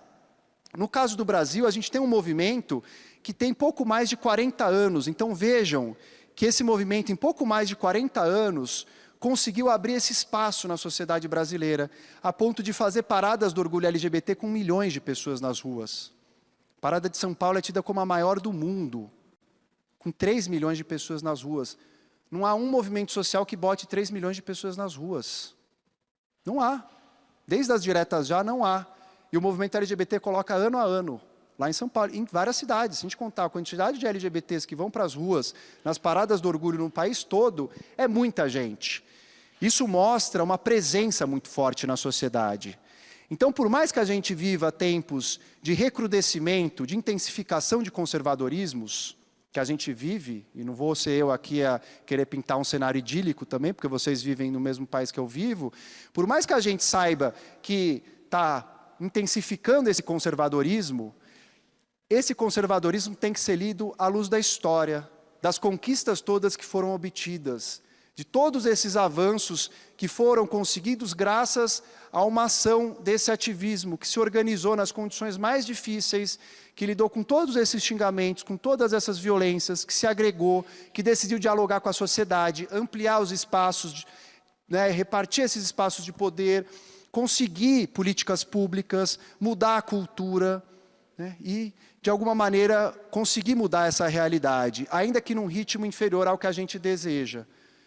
Às vezes a gente tem uma certa ansiedade com a história, né? Podia ser mais rápida, sempre podia. Ainda mais quando é para realizar a igualdade entre as pessoas, justiça social, democracia, direitos humanos. Mas é assim, né? Em cada momento histórico a gente vai sempre ter avanços e certos momentos também de refluxo e de reação conservadora. E nós vamos ter que aprender a lidar com esses momentos todos e dialogar com essas pessoas e tentar levar informação para quem não tem informação, tentar desconstruir esses preconceitos. Isso é o que a gente faz enquanto população LGBTI+, enquanto movimento LGBTI+, e pessoas aliadas.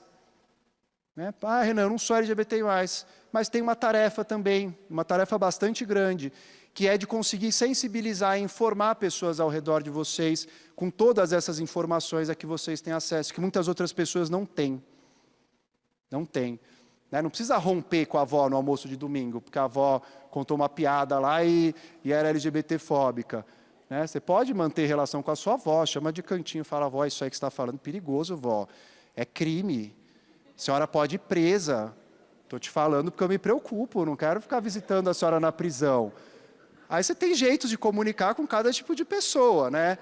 Mas é possível, tem jeitos de falar com as pessoas, de acessar as pessoas, de uma maneira que a gente traga, seduza, convença, pelo menos restrinja, para ela não contar mais essa piada em público. Ela vai continuar com a mentalidade dela, talvez pela geração dela, pelo que ela viveu, pelas informações que ela não teve, pela história de vida que ela teve. Mas, pelo menos, se você chegar a falar, uma pessoa próxima, usar dessas relações pessoais, é assim que a gente vai mudando também, né, esse entorno. E acho que isso tem uma potência incrível, porque é essa potência que a história demonstra, né, desses avanços todos que a gente foi obtendo por gente que, em cada momento, foi se colocando, que não foi compactuando com situações de violência, que foi se levantando, falando com a pessoa à volta, dizendo isso aqui você não pode dizer, isso aqui é um absurdo, isso é uma violência, nomeando. É preciso nomear. Assim como as pessoas LGBTI+ são nomeadas, as pessoas LGBTI-fóbicas elas têm que ser nomeadas. Para quê? Para que entendam o que estão fazendo, porque às vezes não entendem. E é nosso papel falar, olha, não, isso aqui é LGBT-fóbico, o que você está fazendo. A pessoa pode refletir sobre isso. Pode ser que depois ela fale, não, quero ser LGBT-fóbico, você foi chato de chamar minha atenção. Aí você pode escolher o que fazer com essa relação. Talvez não valha a pena seguir adiante e cultivar uma relação assim. Né? Mas, pelo menos, você se colocou de uma maneira a chamar a atenção e deixar a pessoa pensando e refletindo sobre o ato dela. Então é isso, gente. Eu acho que com esse resumo aí, eu já falei demais, a gente consegue entender um pouquinho de onde partimos, por onde passamos, para onde a gente pode caminhar ou deveria caminhar. E acho que isso depende muito desse trajeto da gente mesmo, né, da maneira como a gente se coloca. Queria agradecer demais a atenção de vocês, o convite da Mais Diversidade. Obrigado. Um grande prazer, Renan. E você sabe que o Diverse Talk que você gravou com a gente é assim, um dos mais ouvidos. A gente falou dele aqui antes de você chegar. Tem gente no grupo da Mais Diversidade apaixonado, né, pelo conteúdo, por você, por tudo que você traz para a gente. Você sabe que mesmo sendo da comunidade LGBT, muitas coisas a gente não sabe sobre um passado que é muito recente, né? E te ouvir traz uma perspectiva, inclusive, da responsabilidade que a gente tem de continuar entendendo. E tem mais, hein, João? A Feira Diversa faz parte dessa história, de um futuro que a gente vai olhar para trás e um dia vai dizer assim, caramba, hoje a empregabilidade das pessoas LGBT passou um dia por uma feira diversa como que a gente está fazendo aqui. É um motivo de grande orgulho. Parabéns por idealizar, por continuar com o projeto. A gente queria que você falasse rapidamente o que vai acontecer ali com os teus livros agora, qual que é a proposta. deixar um convite, quem quiser, eu vim para Porto Alegre também, eu estou numa jornada nesse mês de junho, mês do orgulho, de lançamento de um livro novo que está saindo agora, que é esse movimento LGBTI+, uma breve história do século XIX aos nossos dias. Contam essa história aí, mas de uma maneira bem acessível, né? É um livro menos acadêmico, é um livro mais de amplo alcance mesmo, tentativa de dialogar para fora. Então tem um capítulo conceitual inicial que explica o que é sexo, gênero, sexualidade, identidades, para depois fazer um pouco dessa história, pegando a Alemanha no século XIX, Estados Unidos no século XX, Stonewall, que é o episódio de uma revolta em um bar, que é o que marca esse mês de junho como o mês do orgulho. E depois venho para a história do Brasil e o capítulo final é sobre um diagnóstico do tempo hoje no Brasil. Quais os desafios desse ativismo da luta LGBTI+, hoje. Tem outro livro meu também que eu lancei no fim do ano passado, que é Contra a Moral e os Bons Costumes, que aí já é uma coisa mais densa, acadêmica, da pesquisa do meu doutorado, que é sobre como as pessoas LGBTI+, foram perseguidas na ditadura brasileira, que é um capítulo ainda pouco conhecido, né, da repressão, e infelizmente é um tema que a gente precisa falar ainda bastante no Brasil, né, sobre a ditadura de 1964. Então fica o convite, tem outros livros de temática LGBTI+, os meninos da Livraria Taverna, quem não conhece a Livraria Taverna aqui em Porto Alegre, vale a pena conhecer, tem uma curadoria incrível de livros sobre essa temática LGBTI+. E aí fica o convite, quem quiser ver os livros ali, enfim, pegar a assinatura, conversar, a gente está por aqui. Obrigada, Renan, mais uma vez. Dando continuidade, então, a gente tem um vídeo da nossa querida empresa anfitriã, a Gerdau. A gente vai ver um pouco mais do que a Gerdau tem feito. 2 vídeos na sequência, né, Rê? E aí a gente recebe o João aqui para fazer a finalização do nosso encontro. Vamos lá? Ah, e fiquem aqui, porque depois tem happy hour. Opa!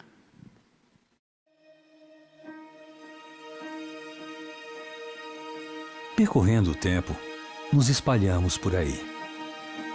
Como uma imensa raiz, fomos nos entrelaçando com a vida das pessoas. Nas casas onde moram, nos espaços onde convivem, aprendem, trabalham, se cuidam e se divertem. Nos veículos que transportam e abastecem. Nas pontes que ligam comunidades, nas indústrias que movem o mundo. Talvez você não repare, mas onde quer que você esteja, estamos à sua volta. Há 120 anos, somos protagonistas invisíveis para que se torne visível tudo aquilo que é essencial para a vida. Afinal, não é sobre aço, é sobre acolher, crescer, mover, aproximar, realizar. Nossas raízes, fortes e sólidas, são apenas a base de uma frondosa árvore, cuja força está nos frutos. Nestes 120 anos, florescemos. Nos tornamos entusiastas da vida, da imaginação humana, do futuro.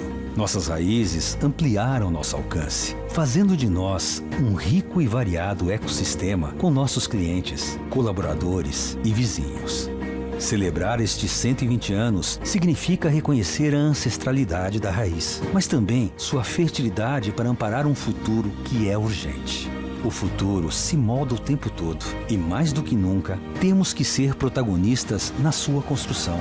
Vamos ligar saberes, vamos convidar a todos para, através da força do nosso propósito, construir soluções que moldem o futuro para a vida prosperar. Celebraremos 120 anos de Gerdau, misturando nossas cores como um símbolo do nosso compromisso incondicional com as próximas gerações, com a sustentabilidade e, acima de tudo, com a geração de respostas para demandas urgentes do mundo.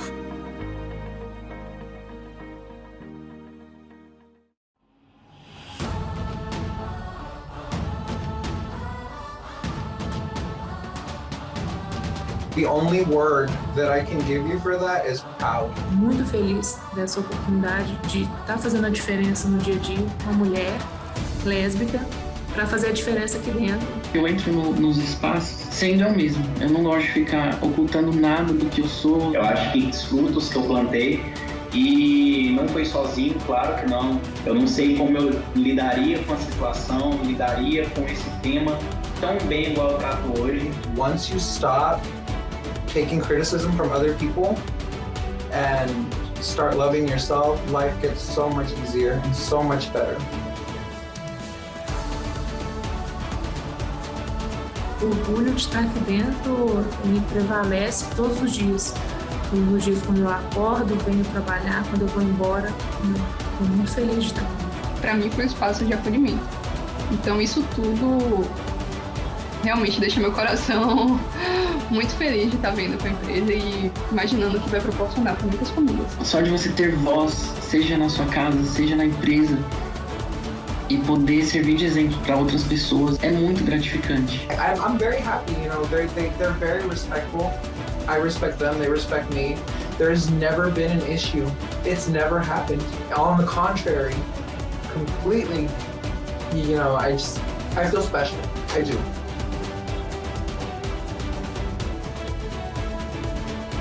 As experiências que eu tive com a Gerdau foram muito boas. E eu passei esse período que eu digo pra você, mudou e mudou pra melhor. E me dá muito orgulho, sabe? Tá nesse momento, me sinto muito feliz. Eu tenho um orgulho gigantesco de estar trabalhando aqui na Gerdau. Acredito que muita gente tem, porque dá pra sentir isso no olhar das pessoas. You don't know what today's gonna bring, and I can't wait every day that I wake up, get my uniform on. What is today gonna bring us at Gerdau?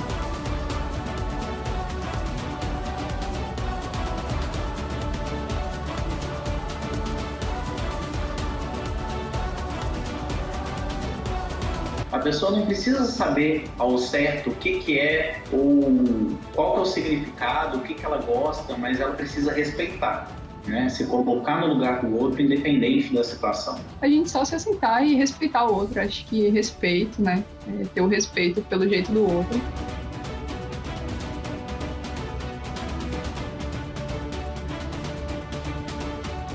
I'm very proud of working at a company that wants to make the world a better place. Proud right there, right next to Gerdau. But yeah, I feel very proud and I feel honored to work for a company that wants to strive to make the world a better place.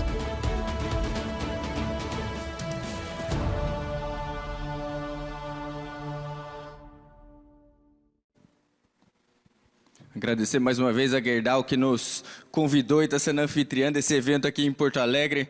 E é interessante, né, Dri? Porque a gente conversa com muitas pessoas, muitas lideranças de muitas empresas, e a gente sempre escuta, se a liderança não estiver engajada, talvez a pauta não avança. E para mim a Gerdau é o melhor exemplo disso.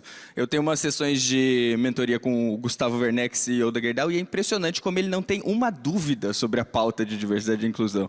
É impressionante como ele tem certeza absoluta que diversidade vai levar a Gerdau para o próximo nível. E é isso que tem feito a pauta avançar tão rápido. E é com essa certeza que eu quero encerrar o dia de hoje. Certeza na pauta, certeza no trabalho de diversidade e inclusão, certeza que essa pauta tem ajudado a transformar, sim, a nossa sociedade num mundo com mais respeito, justiça e amor para todas as pessoas, mas principalmente essa pauta tem ajudado todos e todas nós a nos transformarmos. A gente não é possível criar uma transformação social se as pessoas que estão nessa sociedade também não se transformam. Trabalhando com esse tema há uma década já, né, Dri? Eu noto como o João de hoje é um João completamente diferente do João que começou a trabalhar o tema de diversidade e inclusão. Eu posso falar que o João de hoje é um João infinitamente mais humilde que o João que começou a trabalhar o tema de diversidade e inclusão, porque às vezes não é fácil trabalhar com os temas de diversidade e inclusão. Aliás, muitas vezes não é fácil. É difícil. Você, inclusive, exige coragem. Você, inclusive, exige sair da zona de conforto. Você, inclusive, exige fazer diferente. Você, inclusive, exige nos transformar. Porque nós somos criados numa sociedade que foi estruturada com bases machistas, racistas, LGBTfóbicas, capacitistas. Então, entrar nesse lugar de inclusão não é uma missão fácil. Exige coragem. E é com essa certeza e esse convite para termos mais coragens que eu quero encerrar o dia de hoje. Lembrando que a feira não terminou, vocês podem acompanhar os próximos dias online. Daqui a gente vai para Salvador amanhã, de Salvador a gente vai para BH na quarta, de BH a gente vai finalizar a Feira Diversa em São Paulo, que vocês podem acompanhar todo o streaming. Lembrando que a gente não tem só as atividades do palco principal, também tem várias atividades acontecendo durante o dia, como a ação do Super Like, que é a oportunidade de networking, os stands virtuais das empresas patrocinadoras para vocês estarem mais próximos das empresas patrocinadoras. É só entrar no site da Feira Diversa, procurar o lugar de programação que vocês conseguem se inscrever para todas essas atividades. Eu estou saindo daqui muito feliz, muito inspirado, transformado, mais humilde e mais corajoso. Eu espero que todos e todas vocês também tenham passado por esse momento de inspiração e transformação. Vamos para a festa, DJ? Tudo pronto aí? Obrigado, gente. Tchau, até amanhã.